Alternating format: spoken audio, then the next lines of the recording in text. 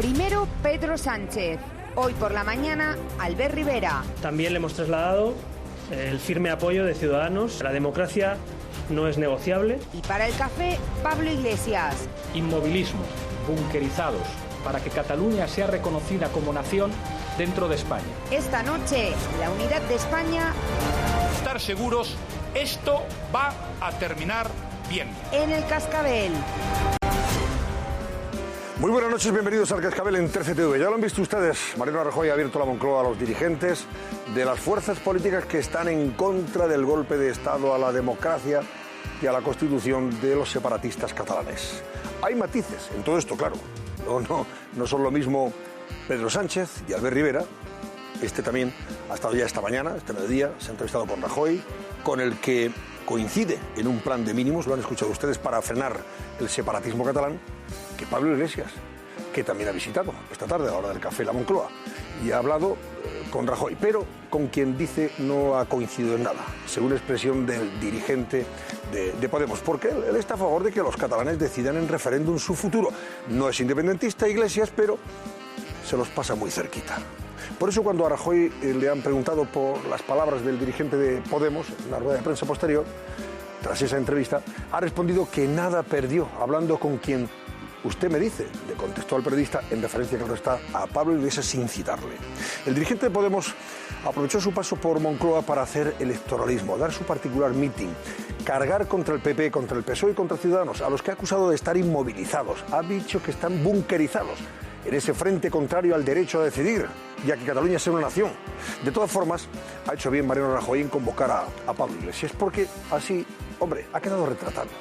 Ha perdido además una extraordinaria oportunidad, casi histórica, de proyectarse como ese joven hombre de Estado que él sugiere desde su presuntuoso proceder ante los medios y en los mítines, pero que a la hora de la verdad no deja de ser el increíble hombre menguante, tal y como además reflejan las encuestas. La última, por cierto, se ha conocido y la ha publicado el Confidencial y sitúa a Podemos por debajo del 14% en intención de voto. Cuarto lugar y en claro descenso, cada vez más lejos del Partido Popular, de Ciudadanos y del PSOE. Así que de todo esto vamos a hablar esta noche. Pero antes vamos con el barómetro que hoy vamos a plantear. Paula Sánchez, buenas noches. ¿Qué tal? Buenas noches. A propósito de las declaraciones de Albert Rivera en la Moncloa, sí, y su referencia, si yo fuera presidente, ¿verdad? Efectivamente, después de esa cita con el presidente, el líder de Ciudadanos, le hemos escuchado varias veces decir eso de si yo fuera presidente haría esto, si yo fuera presidente haría esto otro. Por eso mismo, hoy les queremos preguntar a ustedes si sería Albert Rivera un buen presidente para España.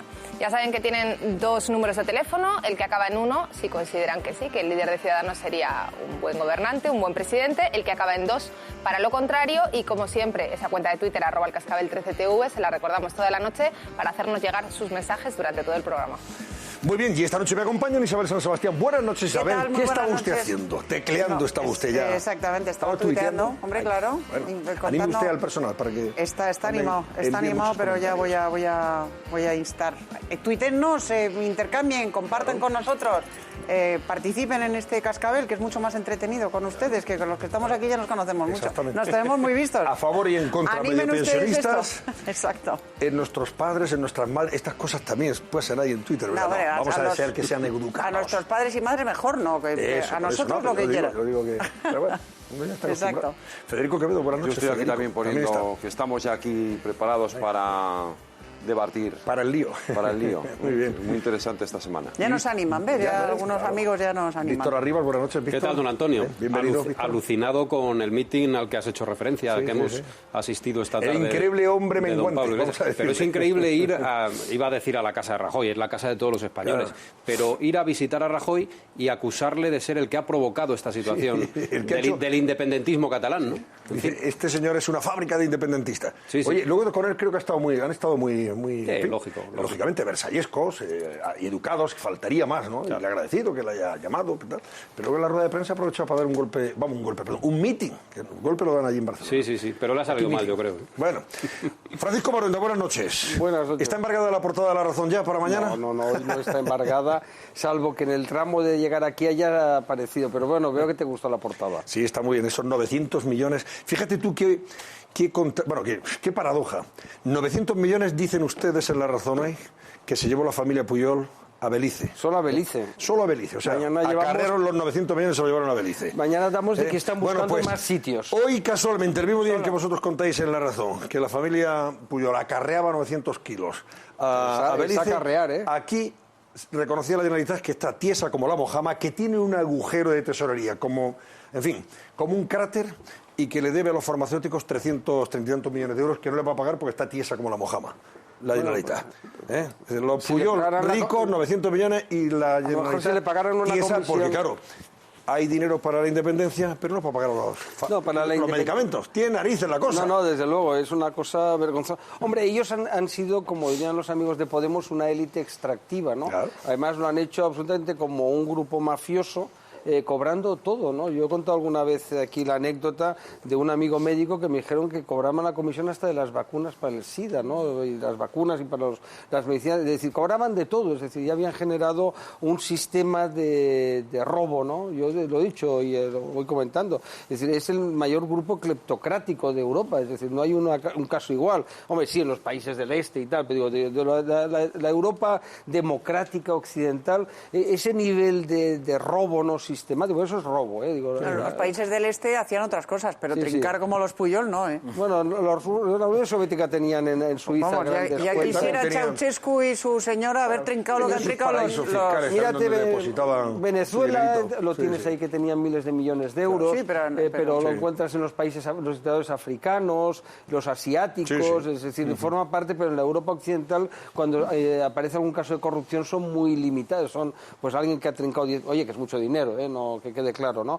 Pero es descorazonador. La verdad es que, teniendo en cuenta lo que ha sido estos años, pensar que se dedicaban a enriquecerse de esa forma, además al estilo de nuevos ricos. Ya, pero además, Paco, lo que decías, o lo comentábamos, que el mismo día en que se anuncia y se comunica que no hay dinero para pagar los medicamentos de las farmacias por parte de la Generalitat, que se sepa que la familia Pujol trasladaba 900 millones que había trincado a base de comisiones por aquí y por allá. Hombre, ¿sabes cuál es a un paraíso fiscal, es un escándalo. Es que ten en cuenta que no solo cobraban de las constructoras. Declaración de insolvencia frente a declaración de independencia. Claro, insolventes lo son ya. Hombre, en Cataluña. Tú piensas que estamos hablando de una comunidad autónoma con unos presupuestos de la Generalitat de 40.000 millones de euros, La Generalitat tiene 40.000 millones. Entonces ellos hacían una cosa que más el empresario, el que fuera X, pagaba, y luego le hacían un modificado y rápidamente, por desviación tal, y le pagaban la diferencia. Es decir, que aquí quien perdía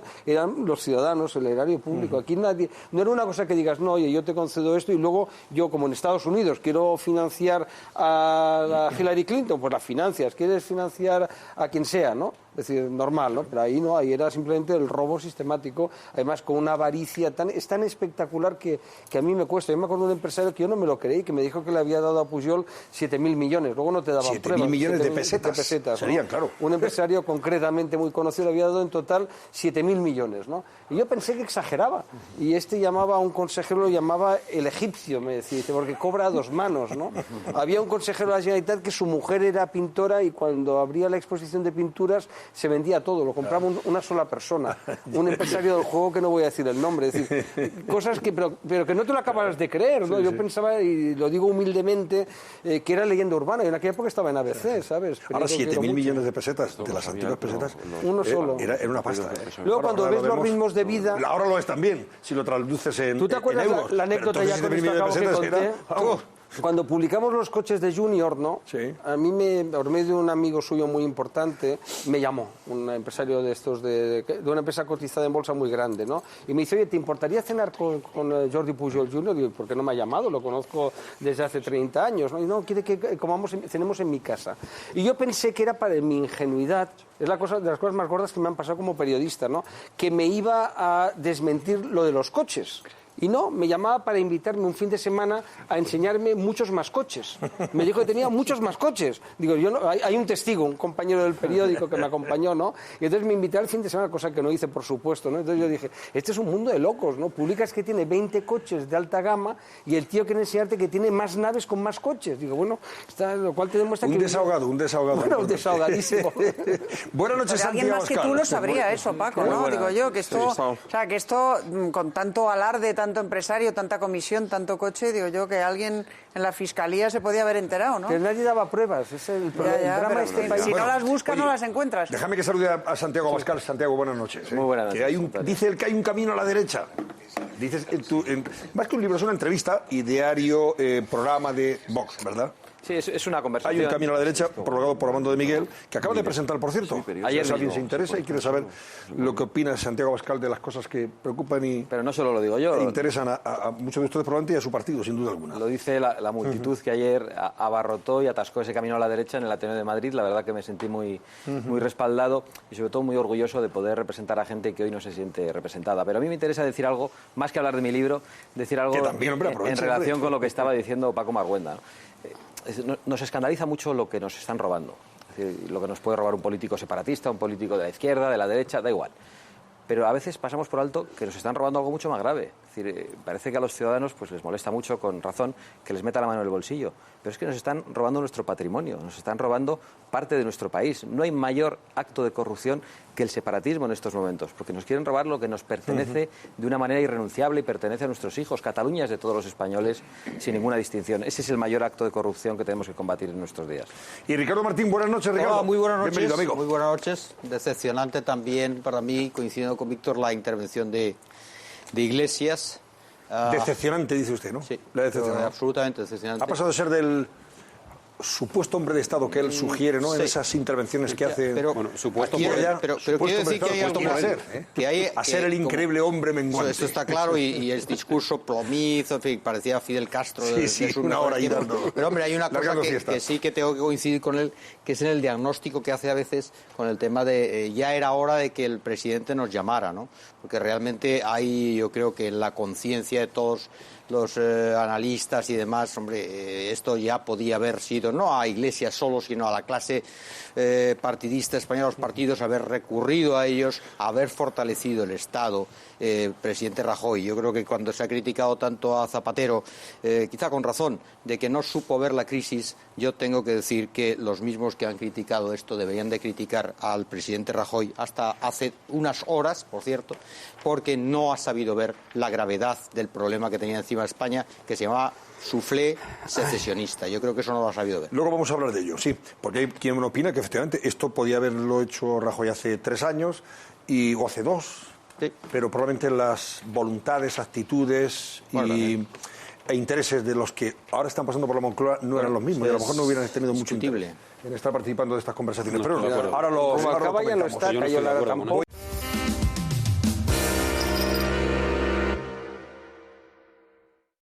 Las visitas a la Moncloa, luego hablaremos de las que hoy han protagonizado Albert Rivera y Pablo Iglesias. El lunes, por cierto, está también convocado, lunes o martes, van a pasar Durán Lleida, Unión Democrática de Cataluña, Alberto Garzón, de Izquierda Unida, Andrés Herzog, de Unión Progreso y Democracia, e incluso se ha llamado al PNV, a Ortúzar, no sabemos si irá o no, el dirigente el portavoz popular, del PNV en el Congreso.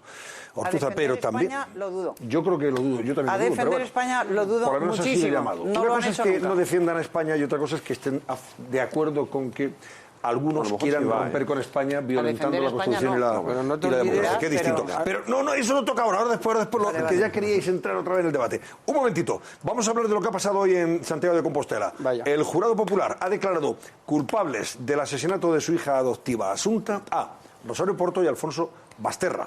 Ahora será el juez que ha presidido esa vista oral quien les imponga las condenas. Oigan cómo se ha pronunciado el portavoz del jurado.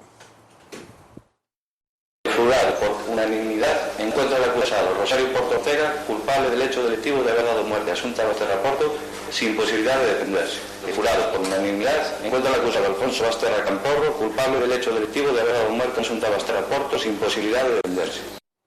Hayan visto ustedes, han conocido Alfonso Basterra y Rosario Porto la decisión, el veredicto del jurado popular. Insisto, Marco García Montes, buenas noches. Buenas noches. Ahora será el presidente del el presidente de la vista, el juez que ha presidido esa vista oral, quien tenga que ponerle las condenas, ¿no? El hecho y la prueba es propiedad o es dominio de los 9 hombres sin piedad del jurado, y una vez que dictan un veredicto, por cierto, por unanimidad 9-0, es el juez que tiene 10 días para hacer la sentencia conforme el jurado se ha pronunciado, que por cierto... O sea, redactar la sentencia e incluir las condenas, sí, las pero penas. En los hechos desfavorables han ido incluyendo los puntos del futuro elemento del tipo delictivo. Es decir, hubo un plan preconcebido, la dieron muerte, no tenía defensa, es decir, asesinato, y asesinato en el grado máximo, es decir, que está en una condena entre 15 y 20 años para cada uno de ellos. Entre 15 y 18. Me parece, fíjate tú. Bueno, ahora, espera un momento. Nieves Herrero, buenas noches, Nieves. Muy buenas noches. Nieves Herrero conoce el caso al dedillo. Ha estado toda la noche durante la vista oral colaborando en Detrás de la Verdad y luego en el programa, en su edición de los fines de semana, Detrás de la Verdad, dedicados a un juicio, Nieves, que ha suscitado un enorme interés desde el punto de vista mediático. Totalmente. Que se ha seguido con mucha atención por la opinión pública. Hoy hemos conocido ya ese veredicto y esta noche, por cierto, dedicas una edición especial de Detrás de la Verdad especial. A las 12:15, justo cuando concluye el cascabel, a este caso. Sí, vamos a analizarlo porque realmente el denostado jurado yo creo que ha demostrado pues una madurez increíble, porque en estos últimos días incluso se hablaba de que Basterra se podía ir de rositas, ¿no? Daba esa sensación. Sí, llegó un momento a... Se llegó a plantear, por lo menos en los medios de comunicación. Yo sé que los juristas lo han tenido claro desde el principio, pero sí en los medios se barajaba como que había pruebas que no le señalaban. Bueno, pues el jurado, con esa madurez que te digo, ha dicho que los dos urdieron el plan y que los dos dieron muerte a su hija. O sea que a mí me parece calidad total y desde luego es una sentencia, a mí me parece que pionera. Fíjate la reacción, Marco, la reacción de ella ni se inmuta ella cuando conoce el veredicto del jurado. Sí. Rosario Porto, si él mueve, está con la cabeza expectante, agachada, y hay un momento en cuando ya el portavoz anuncia que también es culpable, es cuando niega. Dice que no. El lenguaje de los gestos. Sí. Yo lo que entiendo que es importante es que al final, yo vengo de un juicio por jurado, llega a las 9 de la noche, a las 9:15, de un padre y dos hijos que matan a su hermano y a su sobrino por un tema societario y estaban en libertad.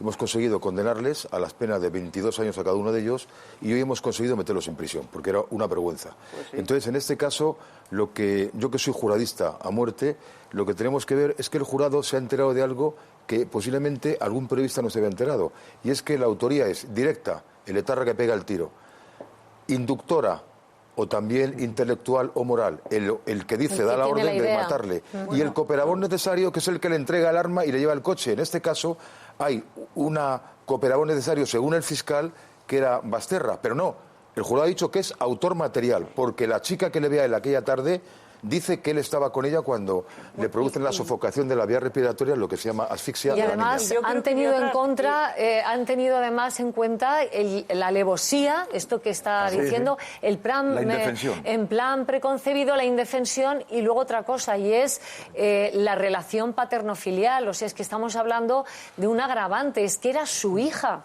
Era su hija a todos los efectos, y esto es, en el lenguaje no jurídico, es una monstruosidad. Pero luego han tenido, yo creo que otra de los aspectos pioneros de esta sentencia es que mucha gente, probablemente no jurista, pero muchos periodistas y gente que crea opinión de alguna forma, tendían a pensar que una prueba es una confesión. O sea, que la única prueba válida es que le hubieran pillado a la madre una foto, o sea, lo que toda la vida se ha dicho, una pistola humeante. Y lo que ha dicho el jurado es que el hecho de que a la niña le hubieran estado 3 meses suministrando Orfidal es una prueba, el hecho de que el padre hubiera mentido respecto de ese Orfidal es una prueba, el hecho de que hubiera aparecido una cuerda en la papelera que la madre intentó destruir es una prueba. Y hay una prueba muy importante también, todo esto que algunos decían no son indicios, no, estos son pruebas, porque todos ellos juntos prueban la comisión de un delito y en consecuencia son culpables. Ha habido algo que me ha parecido interesante, que el jurado le ha dado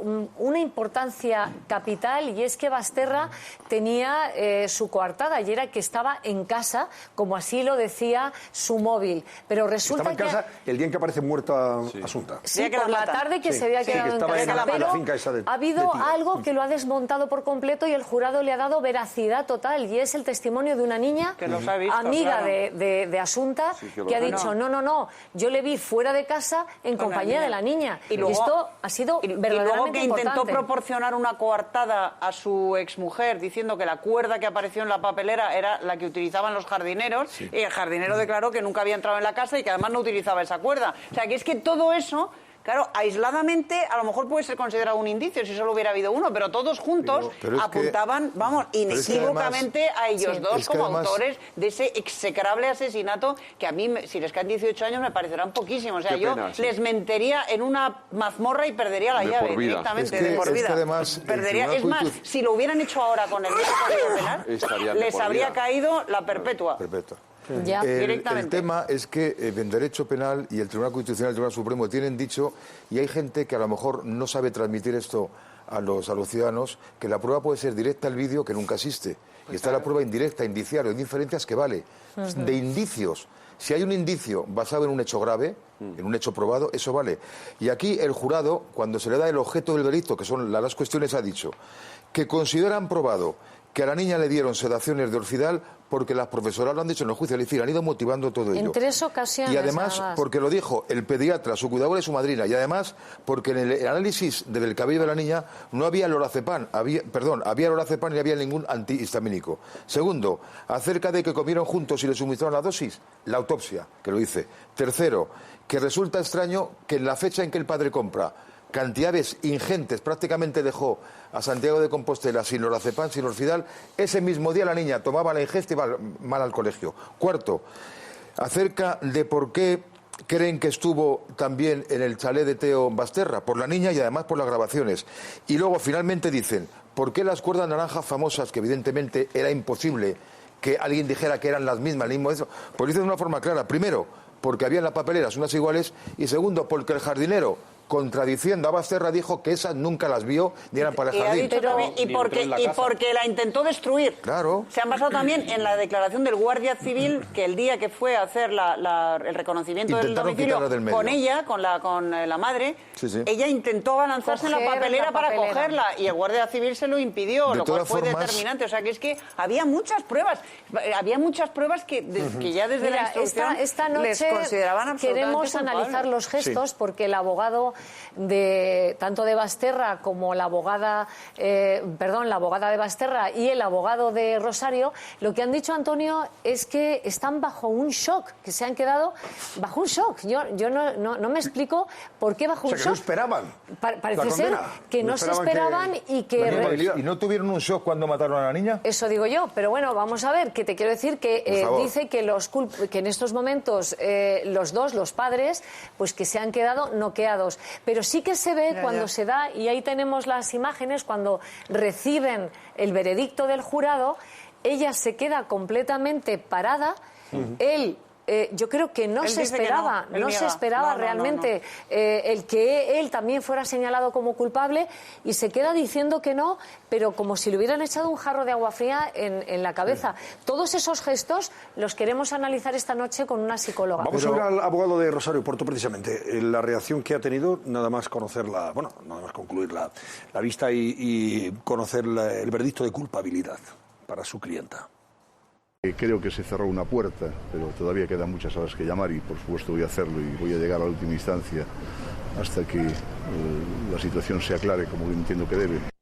Bueno, el jurado ha considerado que los dos son culpables, pero yo recuerdo el alegato del fiscal, que puso acento especial en subrayar el hecho de que Alfonso Basterra quizá había participado también en el crimen, en el asesinato, con el fin de ganarse otra vez el afecto, el amor, el cariño de Rosario Porto. Y el dinero. Y el dinero, claro. El dinero yo creo que no lo dice el fiscal, pero lo suponemos nosotros. O sea, que este hombre se alía con su exmujer para llevar a cabo este horrible crimen, precisamente para intentar ganar otra vez esa complicidad matrimonial, lo que tuvieran, y sobre todo volver a su estatus económico que había perdido lógicamente con la separación. Yo creo que en este caso, que es un tema de psicopatología, y no voy a criticar a ningún abogado, pero tengo derecho a dar mi opinión, evidentemente, hay un tema psicopatológico de libro. Rosario es una mujer sometida por su marido. El marido tiene un ánimo de lucro cuando vive con ella, que es descarado. Se divorcian. Y lo más importante, ella es nombrada cónsul de Francia el año 97, se hace un bufete de derecho internacional, pero no llega a la categoría que tenía su padre, que era el mejor abogado que había, Francisco Porto y María Socorro Ortega, eran los más conocidos que había allí. Entonces ella tiene este complejo de que no funciona y resulta que cogen una niña con 12 años en China, la adoptan. Resulta que la niña sale brillante, toca el piano con 3 años, es un lujo. Y ahí viene la psicopatología que yo creo no se ha explotado y que cualquier tipo de buen psiquiatra forense en su vida hubiera sacado el hilo de que es una mujer sometida a instancias de, y por supuesto que el cerebro es Alfonso Seguro. La niña cuenta y escribe cuentos en los que da a entender que sus padres han podido hacer daño a sus abuelos. O sea, el hombre de negro de la niña, que le han querido hacer daño a ella, en ropa interior, cosa bastante extraña. Querían a toda costa una niña, no eran los padres sino los abuelos, que son los que empujan a los padres a adoptar una niña porque ellos no pueden tener niñas, y los abuelos, que son los que tienen el dinero, quieren absolutamente un bebé o un nieto. O sea que ahí en esta historia hay un móvil. Hombre, pues no hay un móvil directo, inequívoco, y claro, móviles, no están señalados, ¿no? Han dicho, la hemos matado porque nos molestaba, pero hay móviles claros para cualquiera. Yo más que me molestaba porque me superaba, pero es que además hay 2 puntos que no han tratado y que eran importantísimos. Las fotos de la niña en ropa interior, en unas actitudes no demasiado claras, y sobre todo el hombre de negro que ella veía, y cuando le cuenta a las niñas del colegio, he estado tomando unos polvos y no puedo ni ver, venía la pobrecita hecha polvo. Peor que eso, ella cuenta a su mejor amiga a través de un WhatsApp que la han intentado matar. Y a mí creo que cualquier padre, ante el testimonio de tu hija que le dicen que te han intentado matar un hombre de negro, lo lógico es que tú presentes una denuncia ante la policía. O que la lleves al psiquiatra, o las dos cosas. Si no le das credibilidad, la llevas a un psiquiatra infantil, porque tiene un problema muy grave. Y si le das credibilidad, presenta la denuncia. No hubiera pasado nada, pasó algo y muy grave, y la niña tenía miedo, luego tenía que haber actuado. Entonces, ya de entrada hablamos de mala actitud como madre. Pero yo quería decir, el abogado, habéis visto, Rodríguez Aranguren, que yo creo que ha hecho una defensa lo que ha podido, pero lo ha hecho bien. Pero fijaros que ha dicho que ha abierto una llave. Y que va a ser, o sea, que se le ha cerrado una puerta, pero que va a seguir abriendo llaves. Va a recurrir, lógicamente. Que va a recurrir. Y lo que dice es que no está fundamentado el veredicto del jurado en cosas que no son reales. Eso lo dicen todos los abogados cuando pierden. Mucho cuidado, ¿eh? ¿Tú lo has dicho alguna vez? No, yo decir, yo no voy a criticar a Aranguren, porque Marcos no pierde nunca. Yo no critico a nadie. Yo lo único que digo es que cuando un jurado motiva mal unas pruebas, pues aunque sea cierto lo que dice el jurado, estaba motivado. Pero es que esto está tan bien motivado que, primero, es unanimidad, no hay ningún voto particular, 9-0. En segundo lugar, han ido motivando punto por punto con lo que ha salido en la propia televisión. Las cuerdas, la droga, el día que compra el padre todo, y no podemos olvidar que eran 37 pastillas de 1 miligramo de Orfidal, que no es ninguna broma. No, el único punto es el traslado a la niña hasta la finca familiar de Teo, donde... Pero ¿saben, Nieves, cuál es el punto? ¿Cómo se sabe que Basterra estaba allí? Porque no hay ninguna evidencia. Lo que decía antes Isabel, no hay la foto, no hay nada ni el móvil. El móvil se sitúa en la casa de él, fuera de la finca de Teo. Entonces, sinceramente, ahí el jurado, ese dato no le ha parecido trascendente y no le ha dado importancia. Bueno, pero el jurado ha dicho que en las cámaras aparece el coche y no se puede decir pero no que se no aprecia, fuera. Pero no se ve el asiento de atrás, y ellos entienden que con todo el resto... Pero es que, Isabel, la credibilidad que le dan para que el padre estuviera allí es que hay una testigo, una niña que dice que a las 6:20 de la tarde iba con la niña de la mano. Punto y está segura y lo declara con toda rotundidad. ¿Está usted segura? Pero ¿sabes cuál es el punto? ¿Sabes cuál es el único punto que nos puede quedar sin duda? Si a la niña la quisieron matar durmiéndola y como no le salió bien, la quisieron matar durmiéndola porque son 37 pastillas de Orfidal, y si la niña se queda muerta en casa durmiendo, llega un médico y certifica la defunción por muerte casi natural, y como no le salió bien, cogieron lo primero, aunque lo tuvieran preparado de forma alternativa, y fue la famosa Marcos, cuerda. con las evidencias tan claras que estáis hablando, y que además es algo de dominio público, ¿son muchos o pocos los 5 días que se ha tomado el jurado para deliberar? ¿Cómo crees que ha sido esa deliberación? Esto es secreto por ellos porque no lo pueden decir, pero yo todos los veredictos que tengo complicados como este en 3 días han salido y 5 me estaba dando miedo. Por eso yo lo que pienso es que los jurados han tenido dudas, han hablado con la secretaria, que era la única que puede hablar con ellos para que le fuera haciendo dudas, habrán hablado con el juez y el juez a lo mejor cuando le entregan el veredicto no le gusta, ve que no está bien motivado y le dice, mire usted, comprendo que ustedes por 9-0 me digan tal punto, pero motívenmelo más. Claro. Y han ido buscando prueba por prueba por prueba. Pero el tema estaba claro el primer día. Estamos hablando de una condena de 20 años, probablemente, a cada persona. 18. Entre 18 y 20, porque la acusación particular ha dicho que... Ya, pero hay abogados que piden 50 años y luego son... En el código son... Pero es algo muy grave. 18 años casi seguro que les puede caer a cada uno. Sí, porque el fiscal ha pedido 18. Nieves, ¿cómo interpretas que la otra abogada parece que ha desaparecido del mapa? No ha hecho declaraciones, ¿no? Os pido, nunca no ha hecho declaraciones durante todo el juicio. Ha estado muy discreta siempre. Discretísima, pero sin embargo ha dicho que bueno, pues eso, que iba a recurrir. ¿Que va a recurrir también? Sí. ¿Me dejas que te diga por qué? Habitualmente cuando un abogado habla y otro no habla es porque hay un cliente que te impide hablar. ¿Entendido? El que sometió a Charo Porto, pues puso sus condiciones con el abogado. Más claro. A ver si lo aclaras mejor. Bueno, porque... señores, vamos a dejarlo aquí porque esta noche tienen una cita con Detrás de la Verdad con Nieves Herrero. Me deja un puntito, don Antonio. Sí, dime. Antes, hablando del clan Pujol, por supuesto, después de mentes tan preclaras como esta, yo no tengo poco que decir. Pero se han olvidado 2 puntitos importantes. Primero, no sé qué en España, no sé lo que pasa en España, pero siempre se coge al corrupto y no al corruptor.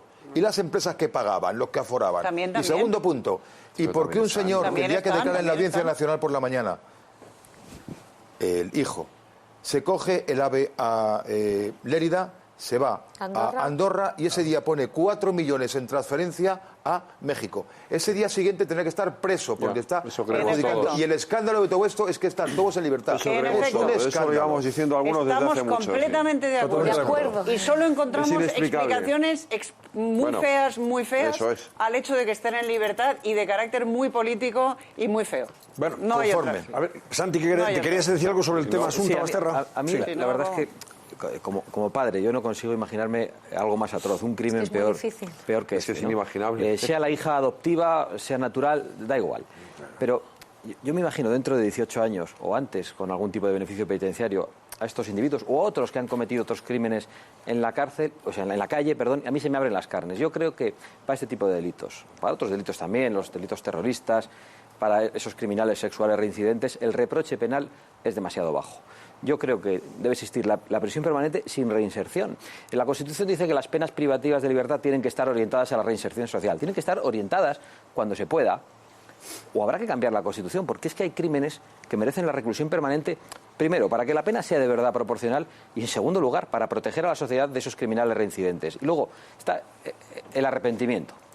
Pues yo admito que puede haber arrepentimiento, pero el arrepentimiento sincero, no voy a decir lo que dice Gustavo Bueno, que dice el único arrepentimiento creíble en este tipo de crímenes es el suicidio. No, pero el único arrepentimiento creíble es la permanencia voluntaria en prisión. En estos temas tenemos que creer en la reinserción. Ahora, para que haya reinserción hace falta, primero, arrepentimiento y segundo, reconocer el hecho. Lo he hecho mal, es una salvajada lo que he hecho y prometo que en el futuro voy a actuar de otra forma. Si no, no tienen beneficios ni un solo día. Bueno, pero perdona, que cumplan la pena por lo que han hecho. Claro. Porque me arrepiento, vale. Bueno, pues el arrepentimiento, la penitencia van a ser 20 años en la cárcel. Pero la niña no está aquí porque, claro, y le han sofocado la vía respiratoria y no puede dormirla, que es muy grave. Con 12 años la han estado drogando, la han torturado y la han asfixiado. Y tenía 12 años y toda la vida por delante esa criatura. O sea, que si a usted esto le supone 20 de cárcel, le supone muchísimos menos que lo que han hecho ustedes. Ahora no nos olvidemos que van a salir con casi 65, 70 años. Muy jóvenes. Muy jóvenes. Depende cómo se conserven en la cárcel. Bueno, Nieves, que te esperamos a las 12:15. Ahí estaré, Antonio, gracias. A ti y al equipo de Detrás de la Verdad. Edición especial dedicada precisamente a esta sentencia, a este veredicto y análisis de cómo fue esa vista oral, ese juicio. Gracias, Marco García Montes, y muy buenas noches. Buenas noches. Y a Nieves, por acompañarnos. Que tengamos buen día de los santos y de los difuntos. Exactamente, buen día de los santos y de los difuntos. Volvemos enseguida, en 3 minutos. Vamos a comentar lo que ha pasado esta tarde en la Moncloa y esta mañana. Presencia inédita, por vez primera, de Albert Rivera y de Pablo Iglesias en el Palacio del Poder, entrevistándose con Rajoy a propósito del desafío separatista catalán. Interesante será escuchar al presidente del Gobierno después de las entrevistas, por supuesto lo que ha dicho Albert Rivera y el mitin que nos ha dado Pablo Iglesias. Eso lo analizamos y comentamos enseguida. Hasta ahora mismo.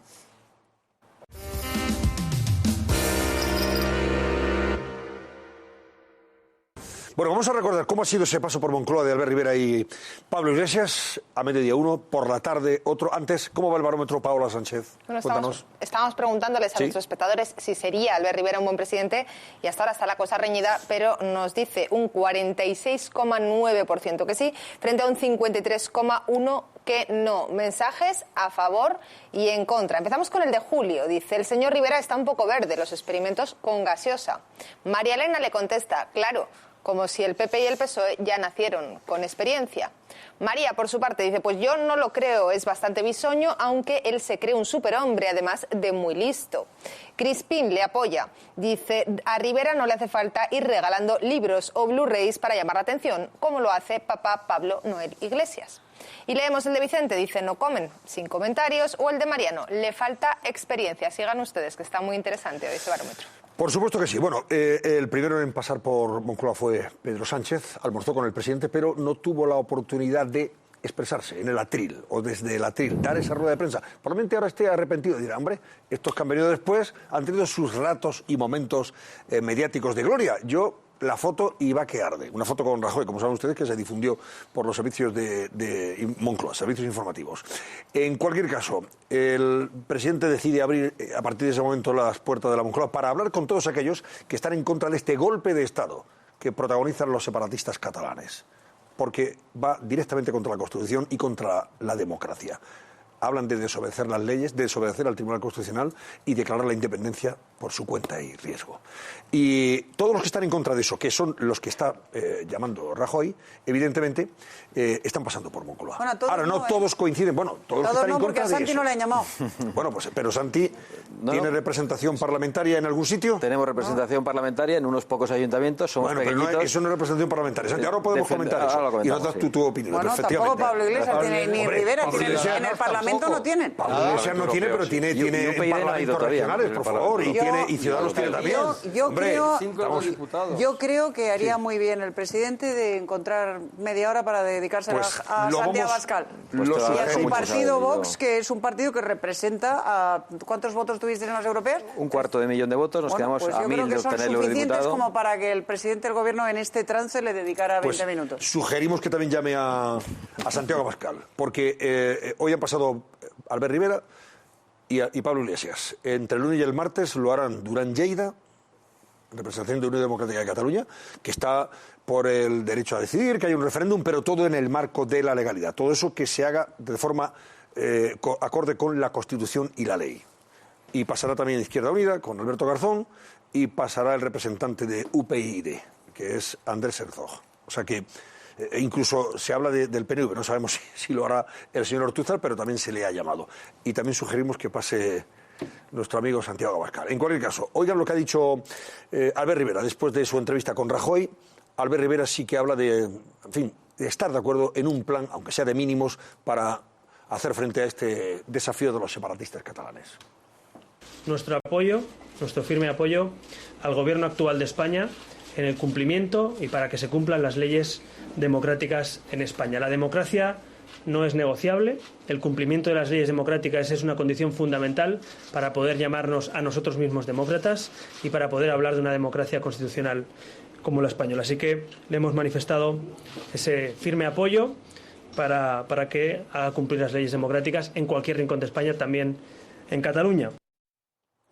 Iglesias también ha pasado por la Moncloa y después de la entrevista ha dicho que él no está de acuerdo en hacer frentes contra los independentistas porque él considera que tanto el PP como PSOE como Ciudadanos están inmovilizados, están bunkerizados y que no aceptan que se pueda aprobar que Cataluña sea una nación, por ejemplo, y que tengan derecho a decidir los catalanes. O sea, no es independentista, pero como yo decía antes, el señor Iglesias, que ha aprovechado para dar un mitin, se los pasa muy cerquita a los independentistas. No en balde apoyaron además, como saben ustedes, 5 podemitas a la moderada presidenta del Parlamento de Cataluña. Lo digo con ironía, a la señora Forcadell, una separatista bastante exacerbada. Vean a Iglesias. Le he transmitido que percibo, tanto en su partido como en sus partidos aliados en este momento, Partido Socialista y Ciudadanos, inmovilismo. Le he transmitido que les percibo bunkerizados. Y ese búnker que parece que quieren formar esos tres partidos de la nueva gran coalición, creo que no ayuda. No estamos en tiempos de búnkeres, estamos en tiempos de tender puentes y de diálogo. Y le he dicho que para nosotros Cataluña tiene derecho a expresarse votando y que habrá que buscar un encaje constitucional para que Cataluña sea reconocida como nación dentro de España. ¿Y el resumen que ha hecho Rajoy de estas comparecencias, de estas entrevistas? Asumo la responsabilidad de liderar la respuesta del Estado ante el desafío planteado. Pero también entiendo que estamos ante un reto que compromete a todos los demócratas españoles, porque, como he dicho, estamos ante el anuncio deliberado de romper nuestra igualdad y liquidar nuestros derechos. Creo que todos hemos entendido la gravedad del desafío y por ello agradezco la disposición que he encontrado en mis interlocutores. Una disposición matizada en Pablo Iglesias, como le recordaba algún periodista al presidente Rajoy. Y una vez que le han dicho lo que él ha dicho a la salida de la entrevista, no le ha mencionado. Vean cómo se ha referido a Iglesias y a su formación política, Podemos. Tengo que decir que estoy muy contento, primero, de la recepción que he tenido por parte del secretario general del Partido Socialista. También ha ido muy bien la reunión con el Partido Popular, con mi partido. También esta mañana con el presidente de Ciudadanos, el señor Rivera. Y en relación con el grupo por el que usted se interesa, pues mire, yo con absoluta franqueza tengo la sensación de que nada perdí por haber tenido esa conversación. Así ha resumido, señor Rajoy, la indiferencia del señor Iglesias. Claro, no ha perdido nada y está bien también que además ellos se hayan retratado en esta, se ha retratado en esta circunstancia, ¿no? Yo creo que era lo fundamental. Yo creo que Rajoy ha hecho bien. A ver si puedo, termino muy rápido, Ricardo. Perdona, yo creo que Rajoy ha hecho muy bien recibiendo a todos los que tenía que recibir, con los que recibirá la semana que viene. Y así sabemos en qué posición y dónde se sitúa cada uno, ¿no? Porque podríamos en otro momento haber abierto el debate de si había que tender los puentes y el diálogo y todo eso. Yo he defendido el diálogo y la tendida de puentes, pero evidentemente ese momento ha pasado. Quiero decir, estamos ante un envite de una gravedad brutal y aquí no hay nada que dialogar con quienes no quieren dialogar absolutamente nada. Luego es el único momento de aplicar la ley, la Constitución, el Estado de Derecho y todo el mundo detrás de quien tiene que hacer ese ejercicio, que es el Gobierno de la Nación y el que está ahora mismo como presidente de Gobierno, que es el que han elegido los españoles y punto. Y eso no es lo que quiere el señor Iglesias. Yo creo, por la alusión a Iglesias, he tomado nota y dice él que quiere un encaje constitucional de Cataluña dentro de España. Ya está, ¿no? Entonces, el presidente del Gobierno, yo creo que con buen criterio, 3 años después de que tenía que haberlo hecho, pero bienvenido sea, claro, pues yo creo que está por un acuerdo de mínimos, que es la unidad de España, igualdad ante la ley, que los cambios sean dentro del ordenamiento constitucional si los hubiera y soberanía del pueblo español, del conjunto de españoles. Este es un acuerdo que, en mi punto de vista, Podemos puede suscribir perfectamente. Yo no sé cómo va a plantear el presidente del Gobierno un documento o cómo va a hacer esto visible a la ciudadanía, pero sin duda hay mucho más acuerdo que desacuerdo en todo esto. Es verdad que Podemos, pues claro, ¿cómo se va a bajar del burro diciendo que lo que quieren es un referéndum para Cataluña? Pues muy bien, pero si dice Iglesias, y hay que creerle porque lo ha dicho ahí junto con otros discursos castristas que evidentemente a mí no me importan nada lo que comenta sobre todo lo demás, pero sobre este tema encaje constitucional de toda España. O sea, este señor, digamos que los cambios que patrocina dice que sean... encaje constitucional... Entonces, yo creo, encaje constitucional, perdón, termino. Y yo creo, yo creo que tiene que recibir el presidente de Gobierno, por supuesto unió, por supuesto, porque cuanto más sume, y yo estoy de acuerdo contigo, el caso de Vox es que cuanto más sumemos a esta situación mucho mejor. Por supuesto, Coalición Canaria. Digo más. Sí, Coalición Canaria está invitada ya. Exactamente. Sí. Y Unión del Pueblo Navarro también. Por supuesto, los empresarios. Es decir, la COE, si realmente sumamos también están invitados. Un colectivo, también van a ir. Eso es un bloque no anti nada, sino un bloque a favor de unos mínimos, que son los 4 que yo he dicho, realmente la potencia de eso podrá llevar al presidente de Gobierno a llamar a más después de todo esto y decirle: Tú estás viendo lo que hay en España. Termino, perdón. Y ahora te pido que la hoja de ruta, secesionista, no soy como Pablo Iglesias, la hoja de ruta secesionista la dejes, porque tú mira lo que hay aquí. Es España, no es el PP. Son todos los partidos los que están diciéndote que abandones en lo que estés. A ver, Pablo Iglesias se ha manifestado a favor de la autodeterminación, le llaman del derecho a autodeterminación, le llaman derecho a decidir, pero es derecho a autodeterminación, es lo mismo, y eso es inconstitucional, claramente. Se ha manifestado a favor de que del reconocimiento de Cataluña como nación dentro de España, eso es inconstitucional. Y hoy ha reiterado que le parece que defender la Constitución y defender la unidad española es hacer frentismo y estar bunkerizado. Bueno, pues si defender algo tan evidente como España y la Constitución es estar bunkerizado, quédese usted fuera del búnker, quédese usted fuera del sistema, que es donde está, y no contaremos con usted. En cuanto a Artur Mas, quemó las naves el día que decidió que Cataluña se iba a independizar, dijera lo que dijera España, lo que dijera la ley, lo que dijera la Constitución. Quemó sus naves y yo estoy con Federico, no hay absolutamente nada que hablar con él. Yo creo que Rajoy ha hecho muy bien, citando a todos los representantes de los partidos políticos de la sociedad. Insisto, creo que le tiene que llamar a Santi Abascal y hablar con él, porque Vox es un partido y tiene representación y tiene votantes y merece ser escuchado. Y lo único que yo he echado en falta hoy en esa rueda de prensa en Moncloa es cuando un compañero le ha preguntado... ¿está usted dispuesto a llegar hasta el 155? Pablo Montesinos era. ¿Qué va a hacer usted? Usted dice que va a garantizar el cumplimiento de la Constitución y tal, pero ¿cómo lo va a hacer? Y ha contestado el presidente. No voy a decir lo que vamos a hacer. Hombre, mire usted, yo creo que somos maduros, somos adultos, somos demócratas y merecemos que en un trance de esta gravedad el presidente del gobierno...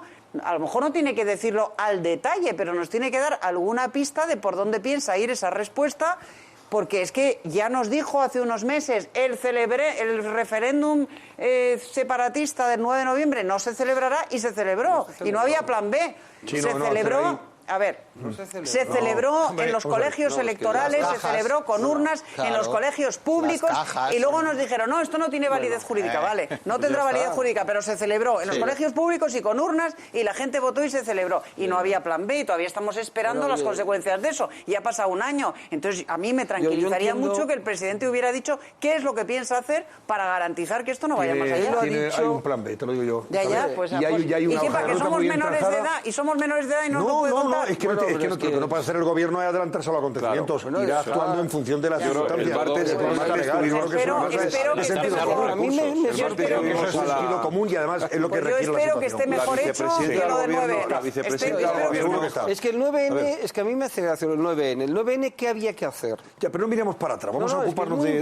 ¿Qué había que hacer el 9N? Cerrar los colegios. Impedir la Guardia Civil, vale. No, a la Guardia Civil no, a los Mossos, que están para eso, para cumplir la ley. No tienen por qué hacerte caso. Claro, es que a ver si no... Es decir, vamos a ver, el 155 te sirve... Bueno, habláis vosotros. ¿Qué? ¿Cómo que no? Dice, es que no tienen por qué hacerte caso. Pues los metes en la cárcel. Hombre, ¿Qué título habilitante tienes tú para dar los de los Mossos de Escuadra? Bueno, explícamelo que yo lo sepa. O sea, que el gobierno de España no tiene autoridad en Cataluña. Pues entonces, aplicar el artículo constitucional que le faculta para tenerla, para que no se cometan delitos. Yo de verdad me gustaría... No nos enredemos en términos... interrumpen o cuando se alargan. A mí me gustaría que me dejéis hablar. Porque de verdad, oye, yo defiendo lo que ha hecho Rajoy. Supongo que Rajoy tendrá derecho a que alguien le pueda defender. ¿O es un señor sin atributos? Pues, no, pobre, no le defiende nadie a Rajoy. Pues lo dejamos. ¿Cómo? Nos da mucha pena. No le defiende nadie al presidente del gobierno. Bueno, nadie. Muchos periodistas no lo defienden. Pero vamos a situarnos en el momento presente, por favor. Deja que yo lo defienda si me da la gana. Oye, tengo derecho a defenderlo porque me da la gana. No tengo ninguna y porque creo que lo hace bien, ¿no? Entonces, claro, en el Estado de Derecho las cosas tienen que ser proporcionales. Ya está la proporcionalidad. ¿Que ha habido un plan? Lo ha habido desde el minuto 1. Desde el minuto... ¿Cómo podéis pensar que el Estado español no tiene un plan? Tiene un montón de planes en cada caso, cada supuesto. Es decir, los tiene y hay un montón de abogados del Estado que han estado trabajando en ministros exteriores, hablando con todos los ministros, con todos los jefes de gobierno, jefes de Estado, han estado trabajando y para que no se viera el conflicto de Cataluña como un conflicto como pasaba con Irlanda del Norte, os quiero recordar, en Estados Unidos, que aplaudían y decían, pues los de Irlanda del Norte, los camaradas de St. Patrick's, ¿no? Que eran, bueno, entonces, ¿ahora qué es lo que ocurre? Pues que habrá que actuar con proporcionalidad y es normal que Rajoy no salga y diga, oiga, vamos a ver, es muy goloso, es lo que quiere más. Más, yo lo he contado aquí, en una cena en Puigcerdá, Artur Mas en Navidad dijo, puedo acabar como compáis detenido y en la cárcel. Él se veía, porque se ha hecho un imaginario colectivo, una idea absolutamente mitificada. Entonces, eso es lo que no hay que caer. Entonces, el 155 de la Constitución te permite desde poquito a todo. Y entonces se va a ir poquito a todo. Si los Mossos se incumplen, si la Hacienda Pública Catalana incumple, si hacen tal, pues que cogerá, se llevará al Senado, se hará una ley y se ordenará. ¿Y tenéis alguna duda de que si se le dice al Banco de Santander, al BBVA, al Sabadell, que las cuentas pasan bajo control de Hacienda, lo van a hacer?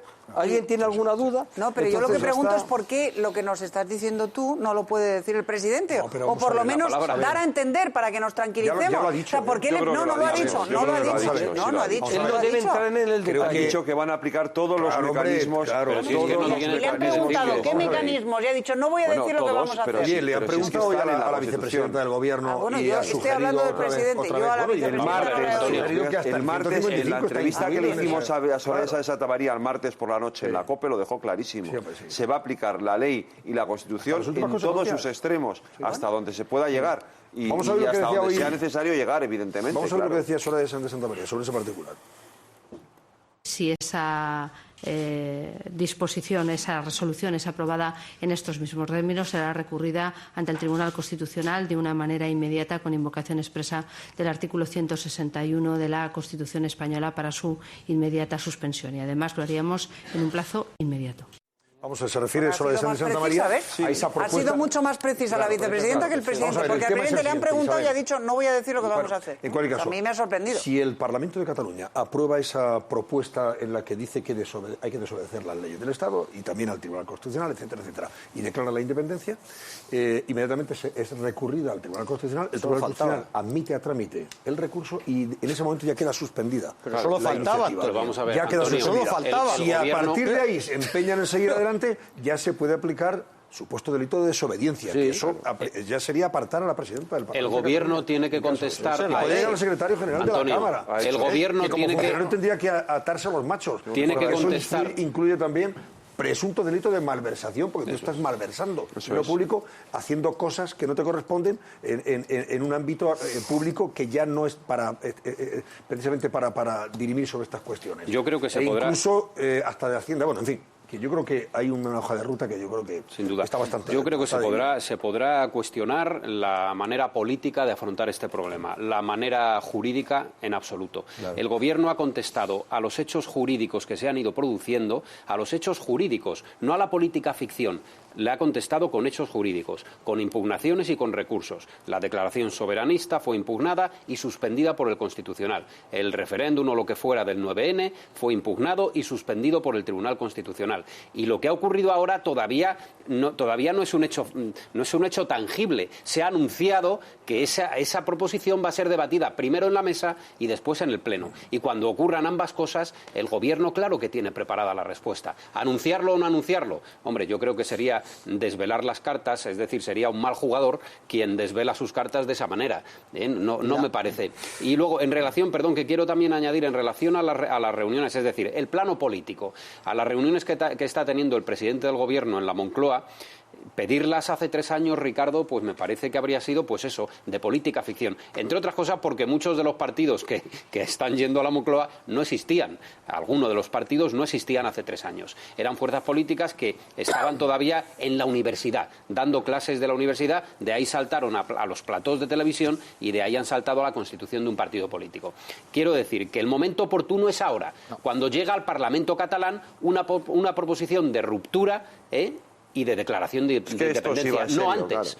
Pero ¿por qué hemos tenido que llegar a esto? Hemos visto a todo un Parlamento de Cataluña aplaudiendo ahí, todo no, una parte, aplaudiendo la secesión. Claro, es decir, que ¿por qué hemos llegado a esto? ¿Por qué no hemos parado esto antes? Si es que es clarísimo. Podíamos haberlo parado, sí. Políticamente, pero haberlo dicho hace 3 años, ¿cómo? Oye, claro. Perdona, el señor Sánchez lleva diciendo... Cuando hay un grupo de dirigentes antiespañoles que manifiestan claramente su voluntad de romper este país y de declarar independiente a Cataluña, ¿qué tienes tú que resolver? A ver, explícame.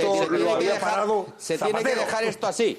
Se tiene que dejar esto así. A toda una sociedad dividida. Se tiene que ir a los tribunales a recurrirlo. No, es que los tribunales no necesitan entonces a Rajoy. Pero si es que los tribunales tienen que... Es que es lógico, dice, se ha aplicado la ley. Es que solo faltaba que en España no se cumple. Es que es alucinante. Es que es muy listo el presidente de gobierno. Manda que se aplique la ley. Pero vamos a ver. De los dirigentes políticos que por lo menos están de acuerdo en algo en este país.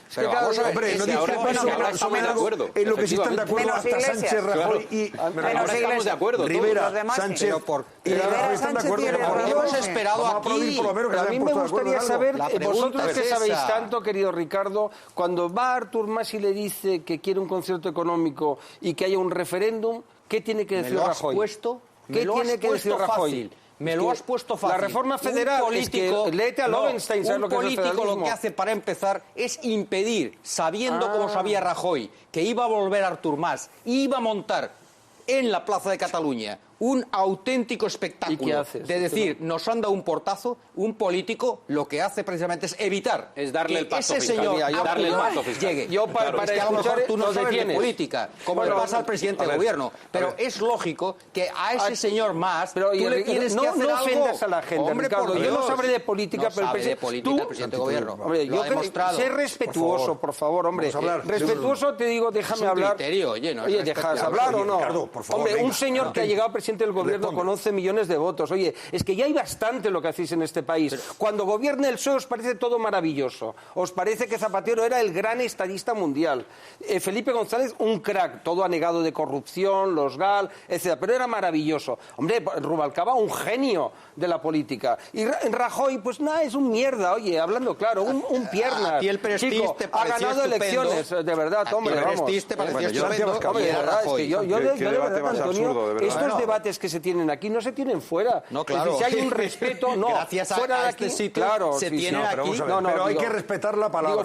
Digo, fuera de España hay respeto institucional. Aquí lo que tenéis es un desprecio y una superioridad que yo te preguntaría, ¿cuál es tu superioridad frente a Rajoy? Explícamela. Es decir, ya que sabes tú tanto, ¿qué elecciones has ganado? ¿Qué oposición has ganado? Es decir, ¿qué carreras has estudiado?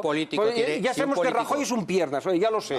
Es un piernas. Pero Rajoy ha ganado elecciones, tú no. Nunca he pronunciado que sea un hombre, piernas. Por favor, hombre, sé muy bien lo que es increíble. Jamás hombre, dices que no sabe de política y te quedas tan ancho. No sabe de política. ¿Quieres ver otra vez? Ha sido presidente de Diputación, vicepresidente de Gobierno autonómico, 4 o 5 veces ministro, exitoso, por cierto, gran ministro, aunque te gustó. No, Zapatero era un genio, macho. A ver, es Santiago Pascal, por favor. Vamos, y los ministros de Zapatero que llevaron España a la crisis económica más brutal, oye. Un genio. Vale.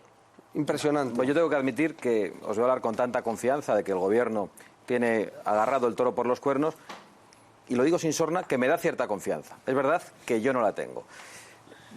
Si Mariano Rajoy se digna llamarnos, nosotros iremos con toda la lealtad institucional a apoyar al gobierno si el gobierno está dispuesto a aplicar la ley. Es verdad que nosotros hasta ahora hemos sido extraordinariamente duros con lo que hemos considerado debilidad de Rajoy, inacción, una política precisamente de bunkerización, pero por no haber dado una respuesta a los planteamientos secesionistas. ¿Por qué? Porque un incendio se para cuando se tira la cerilla, no cuando está todo incendiado. Y ha habido una respuesta que nosotros consideramos que es muy débil. Yo no quiero quedarme en las apelaciones al consenso que se han dicho aquí y que están muy bien y que es importante estar todos juntos en la aplicación de la ley. Quiero bajar de las musas al teatro. Ahora se habla de aplicar el artículo 155. Y me parece bien, más vale tarde que nunca. Pero el artículo 155, y convendría que viéramos su redacción, que la pudieran ver los televidentes, dice que si una comunidad autónoma causara un grave daño al interés general, el Gobierno de la Nación, previa autorización por mayoría absoluta del Senado, podrá dictar las órdenes pertinentes para tomar el control de la situación. Es lo que se ha venido traduciendo como suspensión de la autonomía. Se habla de daño al interés general. Es decir, en la previsión del daño al interés general hemos entrado... No esta semana, no hace un mes, hemos entrado en los últimos años. Claro. Era un instrumento que se podía utilizar hace mucho tiempo. Bienvenido sea cuando se utilice, aunque sea tarde. Y en segundo lugar, había fórmulas para dar respuesta de carácter jurídico a través de la Abogacía del Estado y de la Fiscalía. Tardaron extraordinariamente en plantear la querella contra Artur Mas, que tuvo que plantear la sociedad civil, distintos partidos, organizaciones y finalmente la Fiscalía. Y hoy nos encontramos con un juicio en el Tribunal Superior de Justicia de Cataluña, y perdonad que lo diga así, porque tengo cierta desconfianza, que resulta un timo. Ha sido procesado únicamente por el delito de desobediencia. Cuando yo creo que se cometieron 5 delitos. El de desobediencia, el de malversación de caudales públicos por emplear el dinero de todos los catalanes para la farsa de referéndum, el de usurpación de funciones de las juntas electorales para organizar aquella farsa y el de la tentativa para la sedición.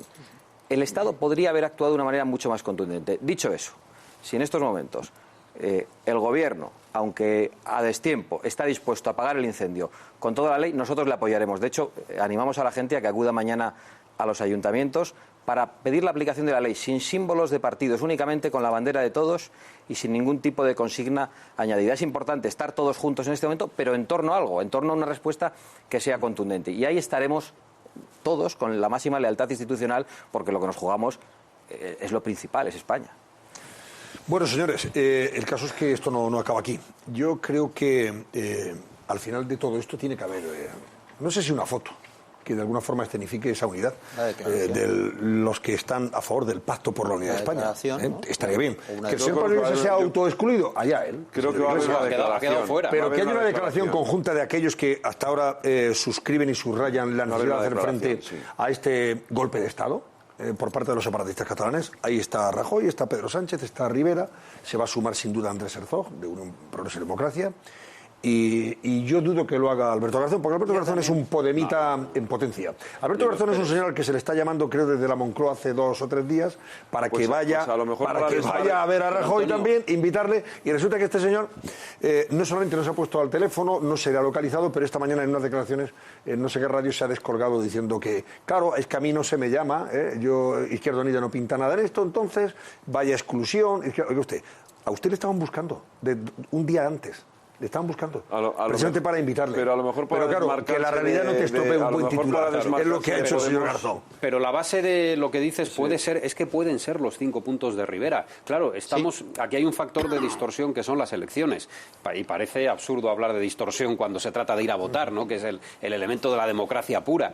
Pero, claro, están todos mirando y hacen muy mal, con el rabillo del ojo, el interés electoral, ¿no? El cortoplacismo. A ver mis siglas si se van a beneficiar o a perjudicar de lo que pueda ocurrir. Y si los 5 puntos del acuerdo de Rivera son positivos para todos y pueden ser aceptados por Sánchez y sobre todo por el presidente, que ya se lo ha dicho hoy al líder de Ciudadanos, ¿por qué no utilizarlo como base para ponerlo en un papel así de grande, que salga en todos los medios de comunicación de España y que todos los ciudadanos se den cuenta de que lo haya propuesto Rivera o lo haya propuesto cualquier otro, da igual, el interés general es ese? Hombre, hay algo... ¿Por qué no lo van a apoyar todos? Hay algo que se ha aclarado con estas reuniones y que a mí me parece que no es menor, y es qué coaliciones no son posibles. Por ejemplo, había quien decía, se unirán todos los partidos contra el PP, se unirá el PSOE con Ciudadanos, con Podemos, y si hace falta con algún nacionalista también, con tal de que no gobierne el PP. Bueno, pues ya ha quedado claro que Rivera no va a gobernar ni con Podemos ni con los nacionalistas,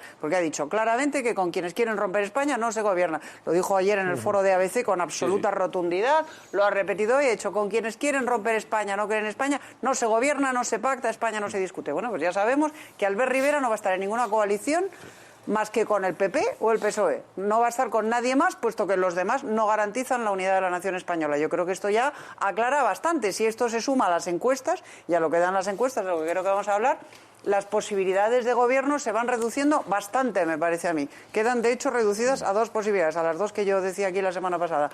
Y me parece que esto aclara bastante, y yo estoy absolutamente de acuerdo con lo que decía Víctor. Hay un pacto por España en un momento en el que España está gravísimamente amenazada en su integridad territorial y en su integridad legal, en su Estado de Derecho, y yo creo que ahora mismo un pacto por España con esos puntos u otros muy similares, España no se rompe, gobierne quien gobierne, España no está en juego, no se pone sobre la mesa, no se discute, etcétera, etcétera. Yo creo que un pacto por España ahora es absolutamente fundamental y que se moje todo el mundo y que todo el mundo diga antes de las elecciones si está con ese pacto o no está con ese pacto y después ya tenga las consecuencias a la hora de gobernar. Claro. Y los electores sepamos a quién votamos y qué votamos en algo tan fundamental como eso. A ver, matices, don Ricardo. No, es que la vicepresidenta, por ejemplo, ha respondido a Rivera de por qué no se incluye, y dice, bueno, es que cuando habla de blindar la unidad de España, que ha dicho Rivera, claro, la vicepresidenta de Gobierno, en mi opinión, fíjate que coincido en este caso con ella, dice, bueno, pero es que eso es la Constitución española, o sea, a ver cómo es esto de blindar. Entonces, quiero decir esto como síntoma de que puede estar pensando determinados partidos aprovechar, en fin, un poquito el calor pues para ir más allá. ¿Por qué no hacemos una cosa para blindar España, que suena tan bien? Porque claro, la vicepresidenta dice, hombre, es para eso, oye, Albert, para eso está la Constitución. O sea que muchas veces, oye, lo interesante, creo yo, y el presidente del Gobierno creo que está en esa línea, que es ¿por qué no llegamos a un acuerdo de mínimos? Por favor, si a alguien se le ocurren más cosas que además hay que hacer y hay que blindar y no sé qué, bueno, pues que lo puede poner en su programa. Yo también creo, pero por ahora vayamos por una cosa que ha dicho une, Víctor ¿no? también antes, y es que efectivamente corremos el riesgo, como ha pasado en otras ocasiones en las que también ha habido hechos graves que han precedido a unas elecciones, corremos el riesgo efectivamente de que se pretenda instrumentalizar. De momento no, parece que no. De algún modo. Vamos a ver si se mantiene esa hay que decir, aparente neutralidad. Hay un hecho que es evidente en esto. La situación evidentemente ha cambiado, hay un antes y un después desde el martes. Y lo vamos a ver en los sondeos según se... Pues, es decir, inevitablemente esto tiene unas consecuencias electorales. Y además todo el mundo sabe, yo he hablado estos días con gente del PSOE y con gente de Ciudadanos también, y reconocen que aquí el más beneficiado, evidentemente, por la situación es el Partido Popular y Mariano Rajoy, sin duda. Pero obviamente cada uno va a intentar jugar sus cartas. Yo creo que se ha equivocado Pedro Sánchez no saliendo, por ejemplo. También reconozco que es difícil para él, porque han estado jugando durante 4 años o de 3 años a la ambigüedad más absoluta, y ahora es muy difícil ponerse el traje de la firmeza. Pero sí que están gobernando en Valencia con Compromiso. Perdona, es que después de escuchar... Tienes un día a Chimo Puig diciendo unas cosas y a Iceta otras. El PSC otra. Claro, es que tienes esa complicación. Entonces, para Pedro Sánchez es muy difícil ahora ponerse determinado tipo de trajes, pero en fin, yo creo que hubiera hecho bien saliendo y por lo menos plantándose ante los periodistas a contestar algunas preguntas, y no lo ha querido hacer. Le van a preguntar, lógicamente. Claro, el otro día comentábamos aquí cómo a la misma hora prácticamente en que él se fotografiaba con Rajoy, en esa foto de hombres de Estado, lógicamente, a favor de un pacto por la unidad de España, su representante en Cataluña, Eva Granados, portavoz del PSC en el Parlamento, hablaba y decía que no coincide para nada el Partido Socialista Catalán, no coincide para nada en la estrategia del señor Rajoy, en ese inmovilismo que mantiene. Pero y por se supuesto, están reuniendo allí con el PP y con Ciudadanos. No van a aceptar ningún frentismo, porque ellos hablan de frentismo, junto con Ciudadanos, para oponerse a los independientes. Pero se están reuniendo ellos ahí. Antonio, es una auténtica esquizofrenia. Es una esquizofrenia. Y luego llega el señor Puig en Valencia y dice lo mismo. Y al final te dice, hombre, ¿de qué va esto? Dice, no, lo de Rajoy es que esto no tiene pie ni cabeza, lo de Ciudadanos tampoco. Nosotros lo que queremos es que se reconozca que Cataluña hay que dialogar por el señor May, no sé qué, lo de siempre. Entonces, claro, llegas a una esquizofrenia total y absoluta. Y dejan en mal lugar al líder del partido, que el hombre en este caso ha actuado, en fin, de forma impecable. Sí. Eso hay que decirlo, Pedro Sánchez. Antonio, a ver, como precisamente lo que necesitamos es un acuerdo de mínimos en estos momentos para defender la legalidad vigente, la legalidad constitucional exclusivamente, no nos podemos engañar, no vamos a poder contar en ese proceso con Podemos, que ha ido ahí a decir que hay que abrir el melón federal, que hay que dar más razón a los separatistas. Y temo que tampoco se pueda contar con el Partido Socialista, porque va a aprovechar para arrimar el asco a su sardina de que hay que dar una respuesta nueva al encaje de Cataluña dentro de España, y este discurso que les llevamos oyendo hace tiempo. Es como si nosotros ahora dijéramos, bueno, hay que aplicar la legalidad, pero además es necesario, tal y como nosotros pensamos, suspender en estos momentos el Estado de las autonomías completamente. No es el momento de hablar de esto, es el momento de aplicar la legalidad constitucional, y por desgracia creo que no vamos a poder contar con aquellos que solo quieren arrimar el asco a su sardina federal. Y por otra parte, yo, y probablemente tirando piedras contra mi propio tejado, estoy convencido de que hay mucha gente enfadada con el presidente del Gobierno por muy distintas razones, por razones morales, por la ley del aborto, por razones económicas, gente que se ha sentido traicionada porque no se han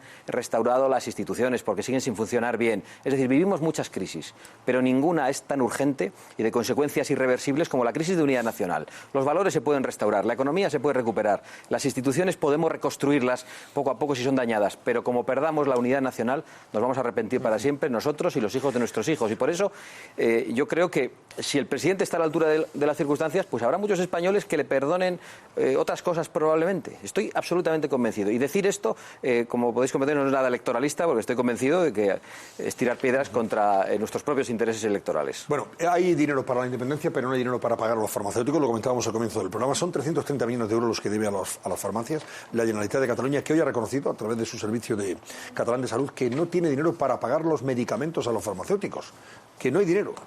Esto lo han encajado los farmacéuticos, pues imagínense ustedes, están cobrando ya a 90 días y más respecto a la fecha de factura, Imaginaos lo que pueden tardar ahora. O sea, esto también es esquizofrénico. O sea, esto es dedicarse a buscar o a violentar la ley para conseguir una independencia cuando hay colectivos, en este caso los farmacéuticos de Cataluña, que no cobran sus facturas, que no cobran los medicamentos que están entregando. Pero es que esos farmacéuticos que son españoles, me parece a mí que tienen derecho a que el gobierno español les ampare. Sí, no, es decir, si el gobierno de la Generalitat no está cumpliendo con su obligación... Eso va a través del FLA. No, pero vamos a ver, el FLA es un crédito, es una línea de crédito para que la Generalitat acuda a ella... es una línea de crédito para que la Generalitat acuda a ella. Pero luego, como muy bien decía Paco, igual que la Generalitat mandan los Mossos, también manda en lo que se gasta el dinero del FLA y decide en qué se gasta el dinero del FLA. Lo que yo digo es que los farmacéuticos, igual que los ciudadanos de Cataluña, son ciudadanos españoles y tienen derecho a que el gobierno español les ampare. Y si el gobierno de la Generalitat no cumple con su obligación de pagar esas facturas, las tendrá que pagar el gobierno de España por ellas. Lo que no puede ser es que les den todo el dinero para que se lo gasten en independencia y luego además paguemos a las farmacias. El dinero... ¿Cómo se arregla, Isabel? Pues ¿cómo se arregla? Interviniendo. Pues es lo que estoy diciendo. Pero se parece... Lo reparto yo aquí. Pero es lo que yo vengo tiempo... No se lo voy a dar usted para que Antonio, lo diga... esto es lo que yo llevo tiempo pidiendo. Pero si pides eso parece que eres un peligroso antigubernamental, un fascista, que estás contra Rajoy. No, yo lo que digo es que la ley rige en España o debería regir y que los catalanes tienen derecho a que les ampare la ley y si no les ampara la Generalitat que les ampare el gobierno. Pero si yo fuera un farmacéutico, que yo he sido vasca y me he sentido muy desamparada en otras épocas con Zapatero en el País Vasco, pues si los farmacéuticos no les pagan las facturas, que se las pague el gobierno de España, pero que alguien intervenga. Tienen derecho a que les ampare. Parte de esa hoja de ruta, pues claro que forma parte. Ahí está la ley de pero tendrán derecho a que alguien les ampare y les garantice que... sobre ello, la ley la incomodidad que tiene el propio ahora mismo conseller de Economía, que ha protestado, como sabéis, junto con otros consejeros. Esa es una noticia muy importante. Muy importante. Discrepancias, enfrentamientos en el seno del gobierno. Eso es muy importante. Y en desacuerdo con todo lo que está pasando. A ver si dimiten el respecto a la presidencia de la señora esta moderada que yo llamo... Oye, perdóname, Antonio, es que tiene que ser muy duro para la gente de Convergencia, que no deja de ser un partido conservador, tener que estar a las órdenes de la CUP y encima una pandilla de extremistas que lo digan en público, que no lo digan en reuniones a puerta cerrada y que salgan a la luz pública. Si yo la cobardía es evidente que va con ellos, pero yo entiendo que tiene que ser difícil para esta gente asumir estar en manos de una pandilla de chancleteros. Que se vayan, que dimitan, nadie les obliga a estar. Que Convergencia llegó a tener 72 diputados en la Cámara catalana. ¿Y ahora tiene 72. ¿cuántos? Y ahora debe tener del orden de 20 y pocos. No digo para que sepamos lo que ha pasado. Claro. Por el camino más ha conseguido destruir a la coalición que tenían formada, que había sido una coalición exitosa. Lo ha destrozado Desde todo. el año 80 había conseguido gobernar Cataluña. Hubo el paréntesis del tripartito. El gobierno de España, con el dinero de todos los españoles, incluso de los catalanes, ha dado desde el año 2012 hasta ahora cerca de 50.000 millones de euros para que se pagaran las farmacias que tú citabas acertadamente y que se citaran otros proveedores, porque lo que estaban haciendo era una pelota inmensa, porque tiene carácter, es un dinero que sea de carácter finalista. Lo que pasa es que ahí se ha planteado muchas veces, y yo recuerdo una ministra socialista que cenando con ella en el periódico decía, claro, en privado, dice, lo único que nos preocupa es que una comunidad autónoma suspenda pagos, porque arrastra al resto de España. Pensemos que esto no es California. California dejó de pagar y no pasó nada. Es decir, nadie puso en cuestión ni afectó la deuda pública estadounidense ni la capacidad del gobierno federal. Si Cataluña en el año 2012, 2013, 2014, en la fragilidad que estaba España, es que no nos acordamos, es que la memoria no nos acordamos de lo malo. En el 2012, en estas mismas tertulias, hablábamos de que la agencia Reuters anunciaba en 2 teletipos, con un par, que hay que tener narices para anunciar el rescate de un país. La agencia Reuters, no Paco Maruenda, que es un don nadie, no. La agencia de información económica importante, anunciaba eso, ¿no? Y en ese escenario, imaginaos que Cataluña deja de pagar y suspende pagos, o que es intervenida, arrastra la economía española al desastre. Digo, para que sepamos también de que a veces cuando gobiernas, y luego ya para acabar en el tema de la crisis interna de Convergencia. Convergencia tiene una crisis monumental, y lo único que la aguanta, hacedme caso, es el poder. lo único que le aguanta. Han perdido escaños de diputados, pero son directores generales, son consellers. Es como si dices, oye, tú dejas de ser diputado, no pasa nada, pero seguirás siendo conseller. Por eso la huida hacia adelante tan brutal de conseguir el poder como sea, para garantizar, porque si no eso va a... La cohesión. Claro, pero tú te acuerdas, la cohesión es claro. ¿Tú te acuerdas de una película que se llamaba Demolition Man? Pues es Demolition Man. Ha conseguido arrasar con todo. 30 segundos. La importancia de Mas-Cuyell, porque Mas-Cuyell no es convergencia propiamente, es, digamos, un fichaje estrella que se hizo en su momento. Claro, además es el que tiene que lidiar con el gobierno de España, con Montoro, y claro, tiene una cara que como va a ir ahí, es que quiero más dinero para los farmacéuticos, es tremendo. Entonces él, claro, es el punta de lanza de la disidencia sobre todo interna si del va a tener gobierno que aplicar, contra Mas. Tiene una lógica Ricardo, aplastante. Si va a tener que aplicar el programa de la CUP, imagínate cómo estará. Claro, tiene que tener una revolución interna que es imposible. Es el primero que ha manifestado su disconformidad con esa resolución por plantear directamente la desobediencia para alcanzar la independencia. Y también ha protestado el consejero de Interior, Jordi Jané. Se mostró también contrario al contenido de la resolución.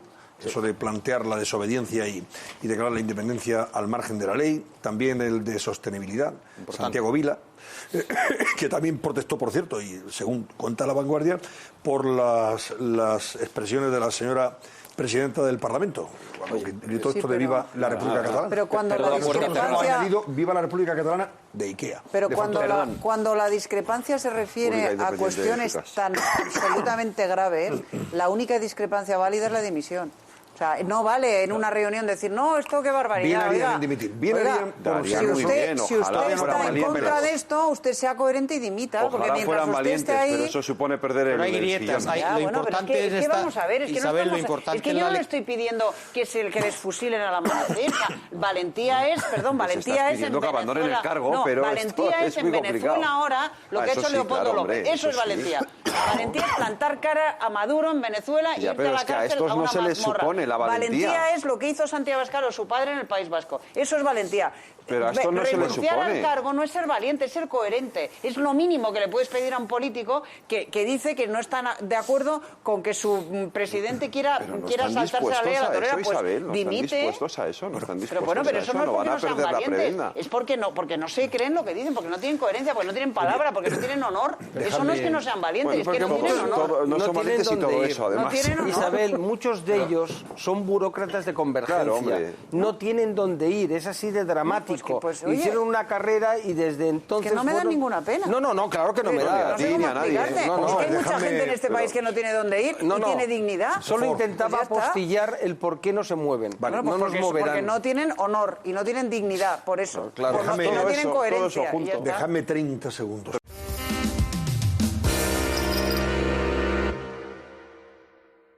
La Audiencia Nacional aparta a los magistrados Enrique López y Concepción Espejel del caso Gürtel. Considera que ambos están vinculados con el Partido Popular, lo que, según exponen, afectaría a la imparcialidad de ambos. Que dos magistrados propuestos por el Partido Popular sean los que vayan a juzgar el caso Bárcenas, que les afecta directamente. Es incomprensible. De nada ha servido el escrito presentado por López y Espejel defendiendo su neutralidad.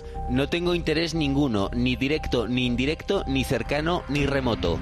Ningún tipo de prejuicio, inclinación o predisposición personal. Finalmente la oposición logra su objetivo. Su cercanía con el PP les deja fuera del caso. Creemos que es una amenaza para la democracia que dos de los tres jueces encargados de juzgar la Gürtel hayan tenido vinculaciones con el Partido Popular. Aunque no siempre se actúa de la misma manera, la doble cara de la justicia se hace relevante con otros casos. Baltasar Garzón fue el magistrado que comenzó a instruir la trama Gürtel en 2008. Su unión con el PSOE se hizo evidente en 1993, cuando se convirtió en el número 2 del Partido Socialista por Madrid durante la legislatura de Rodríguez Zapatero. Te dije, mira, yo creo que te convendría, en vez de buscar como segundo de tu lista a personas que tienen muchos méritos en el partido, buscar a gente que que nos dé prestigio. El magistrado se encargó del caso Gürtel hasta 2012, año en el que tuvo que retirarse por ser condenado a 11 años de inhabilitación por ordenar la escucha de conversaciones de imputados que estaban en prisión. En ningún caso fue cesado por su vinculación con el Partido Socialista. José de la Mata, el juez, continúa su instrucción del caso Gürtel, un magistrado que ocupó un alto cargo durante el gobierno de José Luis Rodríguez Zapatero. Tampoco fue apartado del caso Gürtel por su pasado vinculado a un partido político. En la Comunidad Valenciana, Juan Climent, el magistrado que juzga la pieza de Fitur del caso Gürtel, ocupó un cargo en el gobierno socialista de Joan Lerma. Trabajó en la presidencia de la Generalitat Valenciana durante la etapa del PSOE. Miguel Durán, el abogado de Pablo Crespo, intentó poner en duda su imparcialidad por ese vínculo directo con el PSOE. En cambio, en este caso, Climent tampoco fue apartado del caso. ¿Por qué entonces se cesa a Enrique López y a Concepción Espejel?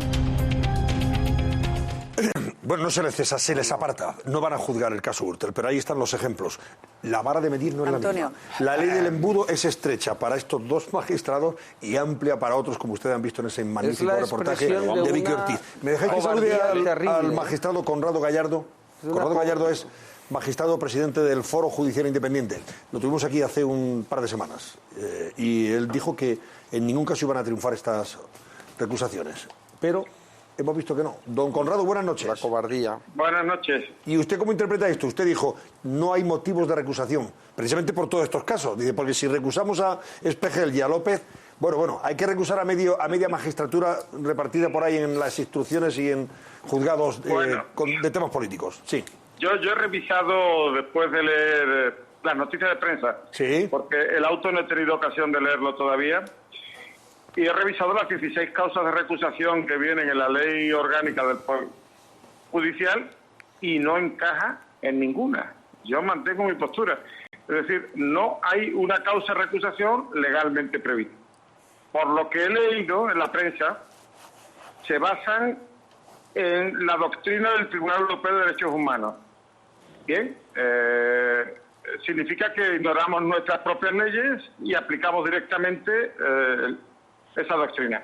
Pero entonces las causas de recusación se van a multiplicar infinitamente, porque con una interpretación extensiva sin causas pasadas, pues hay un montón de casos que ahora mismo se podrían recusar por el mismo motivo por el que se han recusado estos dos jueces. Claro. Por ejemplo, aparte que yo no entiendo cómo puede considerarse motivo de recusación haber ejercido dos cargos de relevancia constitucional, magistrado del Tribunal Constitucional y vocal del Consejo del Poder Judicial, en el caso de Concepción Espejel, solo vocal, siendo elegidos por los mecanismos establecidos en la Constitución. Entonces, yo, siendo positivos, que me gusta ser optimista, veo de interesante en esta resolución que pone de manifiesto los peligros que tiene la politización de las instituciones judiciales. Efectivamente afectan a la imagen de imparcialidad de los jueces. Pero la decisión de la Audiencia Nacional, a reserva de un juicio más definitivo cuando conozca el contenido del auto, me parece más basadas en razones políticas que jurídicas. Bueno, vamos a ver qué pasa. Yo estoy convencido de que a partir del lunes el Partido Popular empezará a recusar, por ejemplo, al señor de la Mata, que es el juez que está instruyendo ahora mismo el caso Gürtel, precisamente por lo que antes comentábamos, o al señor que está participando en el Tribunal de Valencia, el Tribunal Superior de Justicia de Valencia, que juzga la rama valenciana del caso Gürtel, don Juan Climent, que tiene también un pasado acreditado muy directamente relacionado con el Partido Socialista. Es que, claro, a partir de ahora se lo han puesto, con perdón, a huevo a aquellos que consideran que hay que recusar todo aquello que esté contaminado desde el punto de vista político. Ya digo, se siente un precedente muy peligroso, en mi opinión, en cuanto que deja en absoluta indefinición los motivos por los cuales se puede recusar a un juez. Don Conrado, muchísimas gracias y buenas noches. Venga, opiniones sobre este particular. De uno en uno que no va yo sin prisa. Rapidísimamente, es que el problema no son estos dos jueces, el problema es que en España la justicia está absolutamente pervertida por la politización. porque los jueces de los altos tribunales, del Supremo, de las audiencias provinciales, de la Audiencia Nacional, etcétera, etcétera, son elegidos o son nombrados por el poder político indirectamente a través del Consejo General del Poder Judicial, que es un órgano político. Y entonces, mientras exista tal contaminación, mientras un juez en España sepa que su carrera se la debe a un partido político y que lleva una camiseta, va a haber jueces con intereses políticos. Los hay muchísimos, en el reportaje se ven, y otros muchísimos que también lo están, pero que no han salido en el reportaje. La justicia en España está politizada, y mientras no se despolitice, mientras no se cambie el sistema de elección, mientras no se libere al Poder Judicial de la zarpa del poder político, esto se va a repetir constantemente.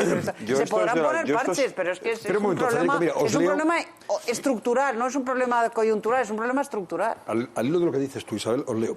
Entre los magistrados que han recusado a Enrique López y a Concepción Espejel están Ramón Sáez, que además ha sido el ponente de la recusación, y Javier Martínez Lázaro. Los dos, al igual que López y Espejel, fueron vocales del Consejo General del Poder Judicial en sus casos propuestos por Izquierda Unida y por el Partido Socialista. Entonces, ¿qué fiabilidad tiene? Es decir, dos de los recusados se encuentran en la misma condición que los recusados. O sea, los recusadores igual que los recusados. Son igual. El juez del caso Gürtel, José de la Mata, al que antes aludía, titular del juzgado número 5 de la Audiencia Nacional, fue director general con el PSOE, un cargo de confianza y nombramiento directo del Consejo de Ministros del PSOE.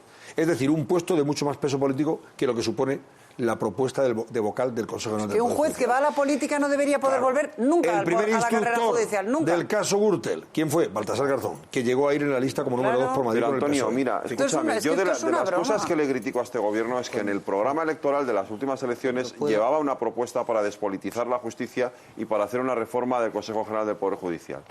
Y llegó el señor Alberto Ruiz Gallardón y, lejos de hacer lo que tenía previsto para su partido en el programa electoral, hizo justo todo lo contrario. Fue politizar todavía más el Consejo General del Poder Judicial. ¿Sabes lo que dijo la Asociación Francisco de Vitoria, no? Pero sí. Interesantísima observación de la Asociación Francisco de Vitoria. Deberían de volver otra vez a los partidos políticos, todos los dos mayoritarios, a retomar este asunto y de verdad tomarse en serio una auténtica despolitización de la justicia, porque es que no es esto último, es decir, ni los recusados ni los recusadores están en condiciones de poder de cumplir ese papel. Es decir, si efectivamente a unos se les puede recusar, a los que recusan también se les puede recusar para que no recusen, por la misma razón. Entonces nos metemos en una situación que es totalmente absurda. A mí me parece que hoy empieza una nueva etapa en este país, y es la etapa en la que cualquier ciudadano queda marcado de por vida por haber hecho unas conferencias encargadas por determinado partido, fundación política, por haber sido propuesto por cualquier plataforma, quedará señalado y marcado pues como las reses en el matadero, por todos aquellos que quieran perjudicarte. El juez, yo creo que es un poco como el médico, ¿no? Que hace un juramento un poco con su propia profesión y con su propia responsabilidad. El juez ha podido ser nombrado, y me parece un sistema lamentable que habría que cambiar, pero es el sistema que tenemos y viene en la Constitución así. El juez ha podido ser elegido. La ley orgánica del Poder Judicial. Bueno, en las leyes, el señor Alfonso Guerra, me da igual, Isabel, aprobadas democráticamente y aprobadas por la soberanía nacional. El juez ha podido ser propuesto para ocupar un cargo de vocal en el Consejo del Poder Judicial, pero cuando ejerce como juez, ejerce con una responsabilidad y con una imparcialidad y con una objetividad, y no va a cometer arbitrariedades. Porque lo contrario a eso es ser un juez prevaricador, y sabe muy bien a lo que se expone. Entonces yo creo que marcar como si fueran reses de matadero a los jueces porque hayan dado una conferencia para FAES o para la Fundación Ideas me parece tristísimo y lamentable. Y a partir de hoy, no los jueces, cualquier español estará en la misma situación que estos dos jueces. Sobre todo que es que no puede hacer que estar en la misma situación. Claro. Recordar que ha sido apartado Enrique López por 14 votos a favor y 4 en contra. Me refiero que es posible lo que decís, pero informar a la audiencia de que no ha habido un empate ni ha desempatado uno. Bueno, habla de Espejel también, que ha sido por 10-8. Entonces, o son 14 socialistas ahí, todos ellos, en fin, es poco creíble, porque si fuera, insisto, un resultado ajustado, pues lo que ha valorado... Habla de Espejel, si eres tan amable. 14-4 y 10-8. 10-8, exacto. Vale, entonces el caso de Enrique López... un poquito más ajustado. Bueno, vale, o sea, Espejel tal, pero es que 14-4 Estela, ¿no? ¿Y por qué ha hecho esto Audiencia Nacional? Hombre, porque el caso que se va a juzgar es muy importante y la credibilidad también del sistema de partidos es muy importante, porque lo que se juzga, y es una cosa que sabemos todos, y el PP está directamente implicado en esto, porque si no, no tiene sentido de ¿por qué apartan a estos? Se preguntará a la gente, hombre, porque el PP va a ser juzgado en parte, no va a ser juzgado en parte PP, ¿no? va a ser juzgado el Partido Popular como tal y está imputado. Y lo que se juzga es que Popular no estaba es que juzgado, que yo sepa, no está por incluido Dios, en la causa por como Dios, tal. el PP está en la causa, hombre. Léete las noticias, bueno. No me tengo que leer nada, lo tendrás que leer tú porque no está. En España no se juzgan los partidos, se juzgan las personas. Ricardo, y tú lo sabes. O sea que no mientas. Si de pronto está el tesorero... Pues hombre, si de pronto está... Pues, no mientas, Ricardo, que tú sabes más que eso. Eso es manipulación. Lo que está claro es que... No estaba el PSOE lo que se juzga es que... Estaba el señor Salas, se beneficiaba... Sí, eso ya sabemos que por eso estuvieron en la cárcel y no hay nadie en la cárcel del PP, ya lo he dicho muchas veces. Y el señor Salas estuvo en la cárcel por financiación ilegal. Lo que se juzga es que se beneficiaba a empresas en adjudicaciones públicas y esas empresas beneficiadas financiaban presuntamente al Partido Popular. Es decir, lo mismo que Convergencia Democrática. No que Puyol, que Convergencia Democrática. La financiación de Convergencia Democrática se hacía por este método. Se beneficiaba a empresas en adjudicaciones públicas y esas empresas beneficiaban al partido. Igual. Como es tan importante lo que se va a juzgar, es lógico que la Audiencia Nacional quiera despejar cualquier duda. Para el día que haya una sentencia, no digan, claro, es que la sentencia fue favorable porque estaban dos del PP. Es una garantía para el PP que te pregunto, no va a Ricardo, y paso, esta pero con sí o no, porque si no nos enrollamos.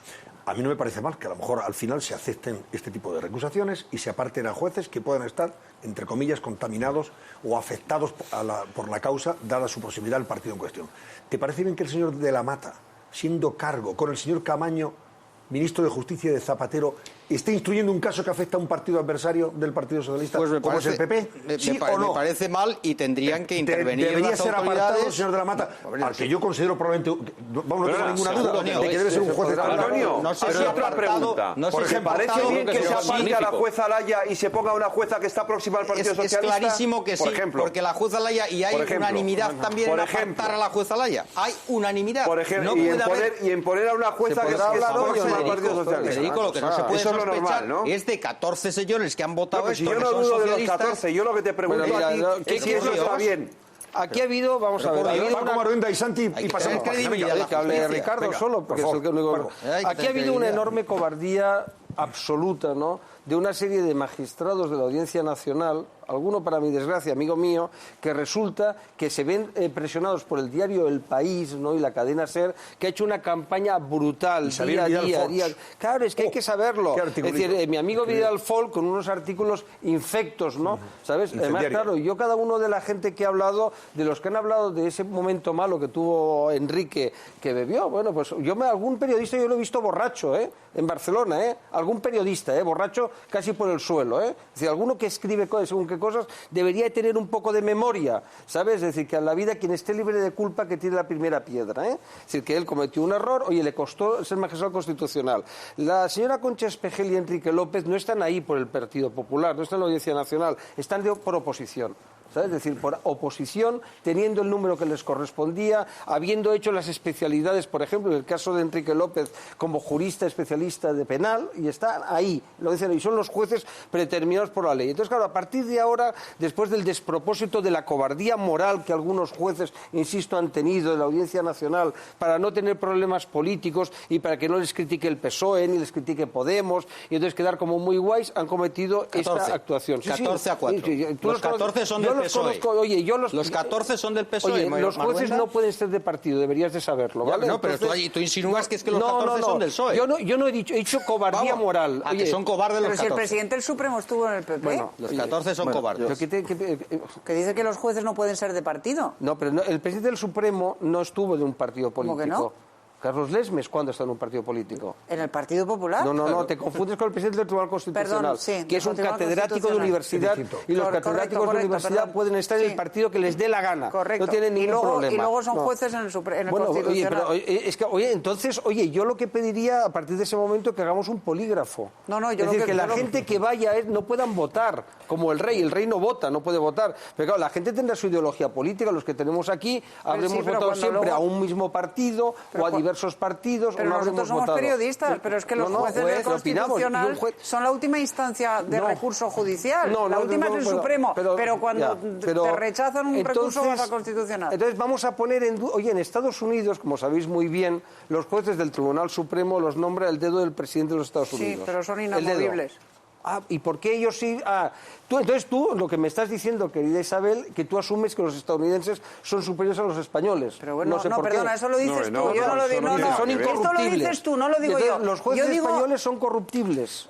Los jueces españoles están politizados. Deben su carrera, si quieren hacer una gran carrera judicial y llegar a los máximos órganos judiciales, tienen que tener el amparo de un partido. Y me voy a remitir a lo que dijo la Asociación Francisco de Vitoria. Y no voy a ir más allá. La Asociación Francisco de Vitoria, que es la tercera asociación más grande de los jueces, y es una asociación, me parece a mí, bastante independiente, no es ni Jueces por la Democracia, ni la APM, dijo, con respecto a esta falta de despolitización de la justicia, dijo, a nosotros nos parece que esto tiene mucho que ver con que hay muchas causas por corrupción a punto de llegar a las altas instancias judiciales. El Partido Popular se ha planteado alguna vez, y yo se lo he escuchado a Soraya Sáenz de Santa María, una reforma del Tribunal Constitucional para que efectivamente los jueces, para que el nombramiento fuera vitalicio, se lo ha planteado. Bueno, oye, pero vamos a ver.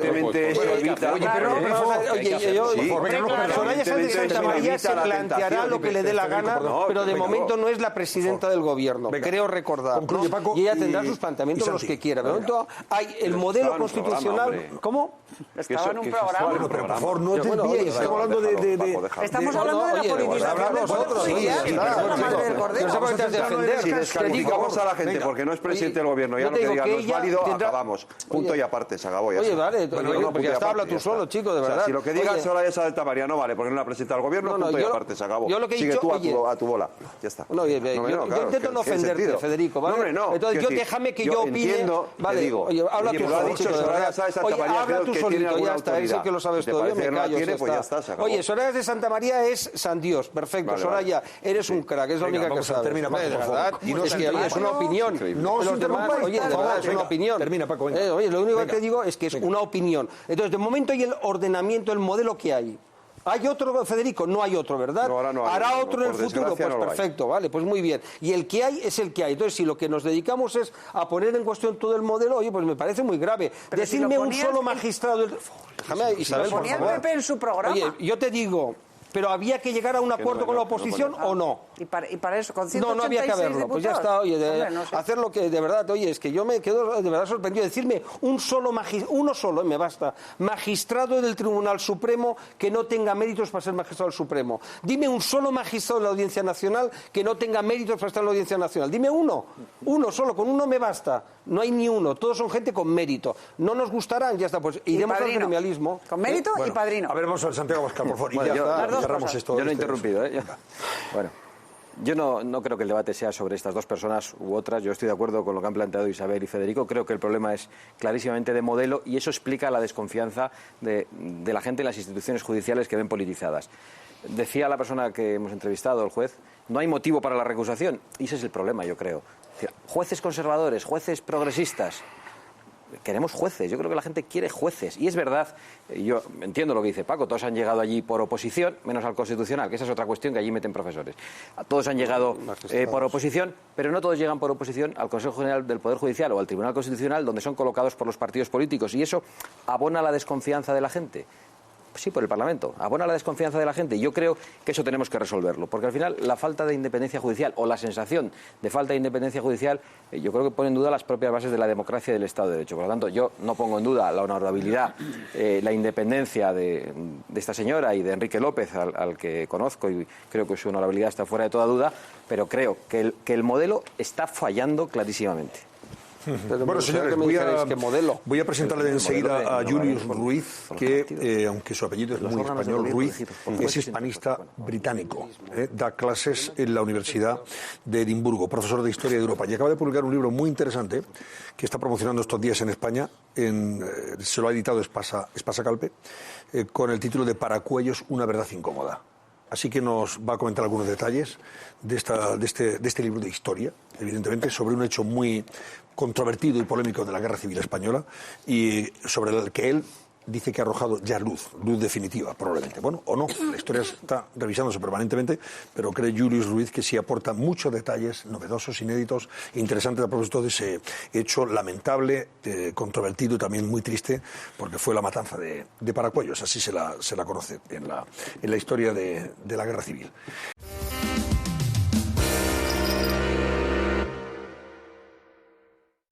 Muy bien, vamos a ver, Paola, cuéntanos cómo están los comentarios, cómo está la actividad en redes sociales, cómo va el barómetro. Muy activa. Y ese barómetro también. Un poquito revueltos, ¿eh? Muchas llamadas. Menos Santi Abascal, que es el más disciplinado. Un poco gallinero, me ha dicho algún espectador. Claro, hay momentos que no se entiende nada. Bueno, hombre, sí, es cierto, ha habido muchos momentos gallineros. Y me culpa porque, pero claro, yo ya no sé qué hacer. Hay momentos en los que digo, bueno, me levanto, me voy, o ¿qué haces? No se vaya usted, Antonio. No te vayas, Antonio. Bueno, a ver, venga. Bueno, nuestros espectadores, lo importante es que sigan ahí, nos están llamando hasta ahora. El 52% de ustedes, por cierto, a esta hora creen que Albert Rivera, el presidente de Ciudadanos, sería un buen presidente de España, frente a un 47,8, casi un 48, que opinan lo contrario. Y nos dice, por ejemplo, Ángel Manuel, mejores serían Aguirre o Casado. Guadalupe, nos gusta su discurso, el de Albert Rivera, pero no el equipo que tiene en Andalucía ni en Castilla-La Mancha. Paco le alaba, dice, es el mejor candidato, centrado, sensato, limpio, no necesita intérprete, con equipo y proyecto. Ahí va eso. José Antonio escribe, me gusta cómo habla, parece un buen tipo, pero creo que antes de cura hay que ser fraile, demasiado rápido. Y por último nos quedamos con el comentario de Manuel que dice, a Rivera le falta humildad de saber que debe aprender para ser presidente. Sigan ustedes llamando. Bueno, comentarios de todo tipo y condición. Bueno, vamos a saludar a Julius Ruiz. Yo decía antes que su apellido es español, porque es español, lógicamente. Él no nació en España, nació en Gran Bretaña. Buenas noches, don Julius. Buenas noches. De padre y madre españoles, que lo sepan ustedes.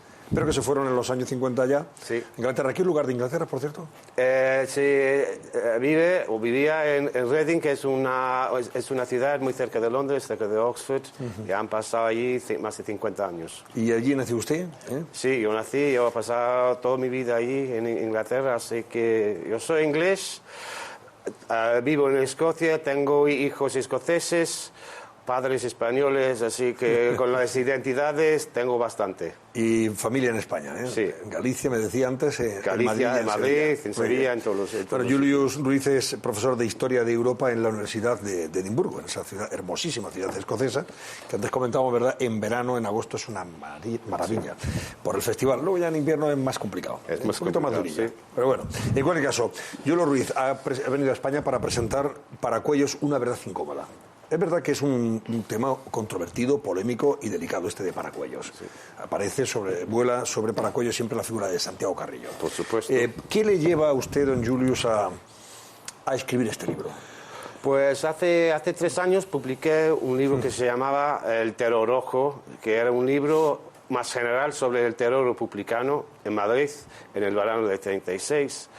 Pues yo dediqué un capítulo a Paracuellos, que yo quería despejar todos los mitos alrededor de las matanzas de Paracuellos. Y yo pensaba que lo hice bastante bien, pero el año después murió Santiago Carrillo con los 97 años y en los medios de comunicación salieron muchos de los tópicos de siempre sobre Paracuellos, el papel de Carrillo, el papel de la Unión Soviética, y retomé la investigación y escribí ese libro. Bueno, o sea que la muerte de Santiago Carrillo y el tenor de lo que se publica tras su muerte es lo que le lleva a usted a escribir este libro como historiador y hispanista, en este caso.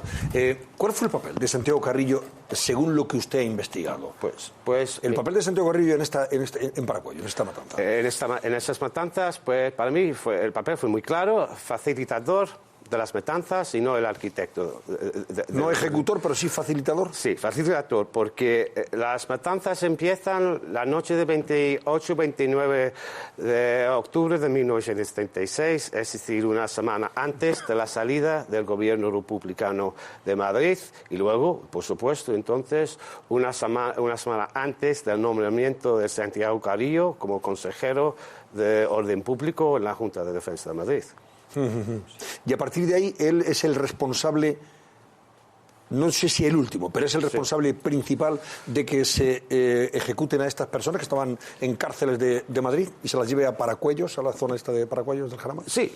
Como era responsable de orden público, tiene esa responsabilidad, pero Carrillo, lo que hizo Carrillo es dar a los asesinos que fueron dirigentes del Comité Provincial de Investigación Pública, el Comité de Fomento, la llamada checa de fomento, les dieron las organizaciones apoyo logístico y también político. Por tanto, Santiago Carrillo sabía lo que estaba pasando. Cada vez que se sacaba a estos presos políticos, presos identificados con el bando nacional de las cárceles de Madrid, se las llevaba a estos sitios a donde eran Paracuellos, entre otros, donde fueron ejecutados. Claro, sabía perfectamente. Sí, sin duda, desde el primer momento, ¿no? Y por eso colocó a su amigo íntimo, Segundo Serrano Poncela, en el puesto de, director general de seguridad, de hecho, dentro de la nueva policía que Carrillo estaba construyendo. Así que para él y para todos los antifascistas en esa época, en esas semanas, tenían una obsesión de limpiar Madrid de los quintacolumnistas, una quinta columnista que no existió en realidad. Pero ¿por qué ejecutan a estos presos políticos? Ante el temor de que fuera Madrid fuera ocupada por el bando nacional, por los franquistas, y pudieran ponerse, claro, al servicio de esa causa. ¿Y esa es la razón por la que los liquidan, los ejecutan? Por el potencial de hacer daño a la República. Por la amenaza de apuñalar la República por la espalda. Sí. ¿Cuántos son ejecutados en Paracuellos? Bueno, más o menos 2.500 personas a partir del 28 de octubre hasta el día 4 de diciembre. Yo no sé si en vida Santiago Carrillo llegó a reconocer que efectivamente había sido facilitador de estas matanzas. No lo recuerdo. Nunca. Además, un tema que cada vez que se le tocaba... Nunca. No lo sabía, que no tenía conocimiento. Que él no tenía conocimiento. Es un poco la tesis que siempre mantuvo la izquierda y lo que es el mundo republicano, que habían sido elementos incontrolados. Es decir, mientras el bando nacional, que eran militares los que mandaban, había sido una actuación sistemática, además, por cierto, con juicios en general, en cambio, en el bando republicano eran incontrolados. Incontrolados que mataron a 30 o 40.000 personas, ¿no? Es decir, que nadie se dio cuenta. Yo he visitado alguna checa y es una cosa bastante espectacular. Yo estoy preocupado por Julius Ruiz porque temo que este libro no cumpla con los rigores de la Ley de Memoria Histórica. No sé si conforme a otras cosas que se vienen haciendo en España se lo querrán retirar de las librerías, pero bueno, yo le alabo el gusto por atreverse a hablar de esta cosa que ha sido tan inconveniente en España. Por eso habla de la verdad incómoda. Ha ocurrido una cosa. Santiago Carrillo, más allá de que esté relacionado o no lo esté, ha sido una persona absolutamente rehabilitada por la democracia y, sin embargo, personas asesinadas en la Guerra Civil, algunas innombrables, como José Antonio Primo de Rivera, Calvo Sotelo, son personas estigmatizadas. Y esto tiene mucho que ver también con la estigmatización de la derecha en España. Y con lo que pretende la Ley de Memoria Histórica, que yo creo que es enemiga de la concordia entre españoles y que afecta incluso a las generaciones del presente. Yo nací en 1976, pero el otro día en un debate entre los dos partidos emergentes, Ciudadanos y Podemos, entrevistados por Jordi Évole, eran preguntados los dos si condenarían el franquismo en el Congreso. Y ambos, Pablo Iglesias dijo sí a la primera, Albert Rivera dio unos cuantos rodeos, dijo que sí.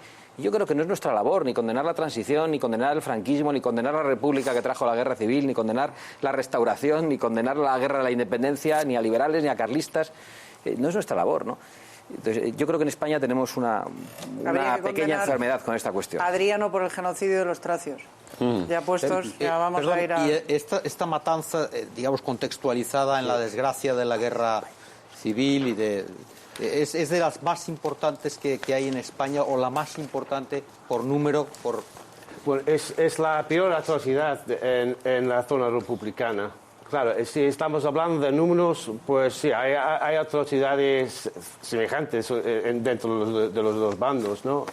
Pero esa matanza, para mí, es la más moderna por dos razones. En primer lugar, hay un esfuerzo para cubrir la responsabilidad. Hay una máquina de destrucción de eliminar a presos en la que todos los aparatos, los niveles del Estado está metido, desde la Junta de Defensa, incluso ministros de la República son cómplices en las matanzas y hacen un esfuerzo extraordinario para cubrir la realidad entre unas matanzas que duraron más de 6 semanas. Y solo las sacas terminaron gracias a la presión internacional y también por la actuación de Melchor Rodríguez García, el anarquista, el llamado Ángel Rojo. ¿Tiene usted alguna vinculación personal con las matanzas de Paracuellos? ¿Alguna motivación personal para escribir este libro? ¿O sencillamente la curiosidad de historiador? No, yo hice mi tesis doctoral en la Universidad de Oxford sobre la represión franquista en Madrid después de la guerra, que fue una represión brutal y en la que murieron o se fusilaron más de 3.000 personas. Y luego me di cuenta, cuando yo estaba investigando la violencia franquista, es que todavía estaban vigentes, estaban en pie muchos mitos alrededor de la violencia republicana, sobre todo esa tesis de los encontronados. Y por eso puse a trabajar hace 10 años en la violencia republicana en general, pero claro, dediqué un capítulo específico sobre Paracuellos y retomé la investigación después de la muerte de Santiago Clavillo hace 3 años. Así que yo no tengo ninguna conexión. No tiene nada de personal. A mí me pregunto por qué las matanzas ocurrieron, qué se dice sobre la naturaleza de la guerra civil, cómo se puede poner las matanzas en el contexto más general de la historia de Europa contemporánea. Pero sus padres no eran exiliados políticos ni nada. Mis padres se marcharon de España para escapar de la miseria franquista. ¿Qué características tenían los presos políticos que fueron llevados precisamente a Paracuellos y a Torrejón de Ardoz en otoño del 36? ¿Qué características tenían estas personas? Pues fueron militares, incluso algunos que pusieron al lado de la República en julio de 36 y luego se les desarmaron y les pusieron en la cárcel. También civiles, sobre todo falangistas. Si tenemos que hablar de un exterminio en Paracuellos, no hay duda ninguna de que hizo un exterminio de los falangistas. Cualquier prisionero que tenía una ficha falangista, pues hizo una clasificación de 10 minutos por delante de un tribunal dentro de la cárcel y le mandaron a Paracuellos. También, y eso se puede ver sobre todo en las últimas sacas, hubo una matanza de curas y religiosos. Y también es muy curioso porque les preguntan, ¿usted está dispuesto a servir la República en el Fuente? Y claro, son religiosos, son curas y dicen que no. Pues en ese momento se pasan al enemigo, son miembros activos de la quinta columna y se les fusilaron. Y por eso se les fusilaba. Bueno, ¿qué aporta usted realmente de novedoso a este episodio tan triste y tan dramático de la Grecia, entre otros, que no se haya conocido hasta ahora, hasta su investigación? Pues yo pongo énfasis en que en el comienzo de las matanzas fueron una semana antes de la fecha habitual, que se dice el 7 de noviembre, yo dice que no, que esa operación se puede ver claramente la noche 28-29 de octubre, con una saca de 32 personas, entre ellos Ramiro de Maeztu, intelectual vasco, y también Ramiro Ledesma, el dirigente falangista.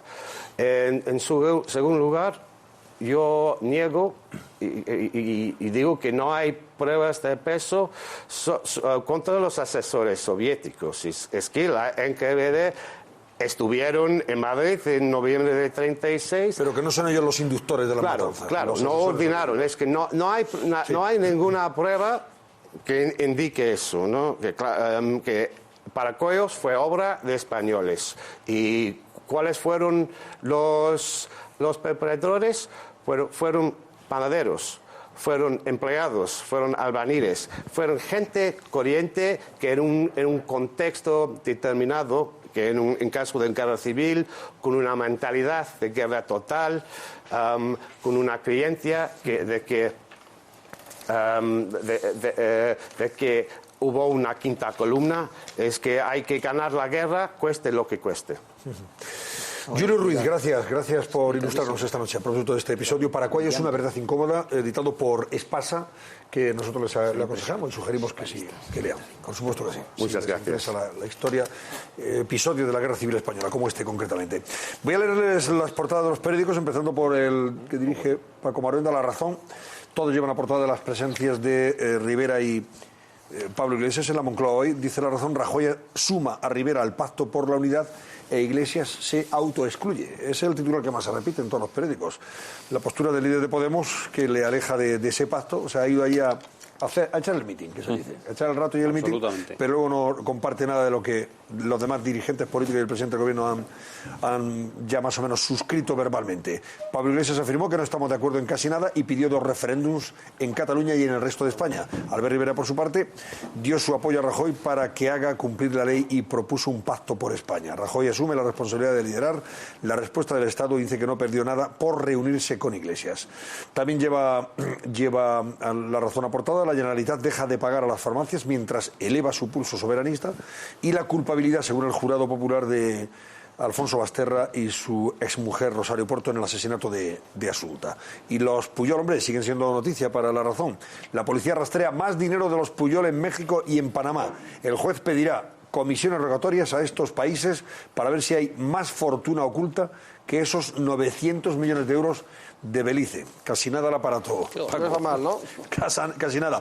El País titula: los partidos negocian un pacto nacional contra el secesionismo.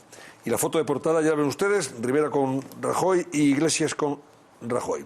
Rajoy continuará las consultas, Iglesias se desmarca de un posible frente. La Audiencia Nacional aparta del caso Gürtel a los 2 jueces cercanos al PP. Es el único periódico, por cierto, que lleva aportada este asunto. O sea que coincide con lo que usted decía, don Francisco Maruenda, ¿eh? La Vanguardia. Rajoy busca una alianza contra el independentismo. Logra el apoyo de Sánchez y Rivera para liderar la respuesta a Mas.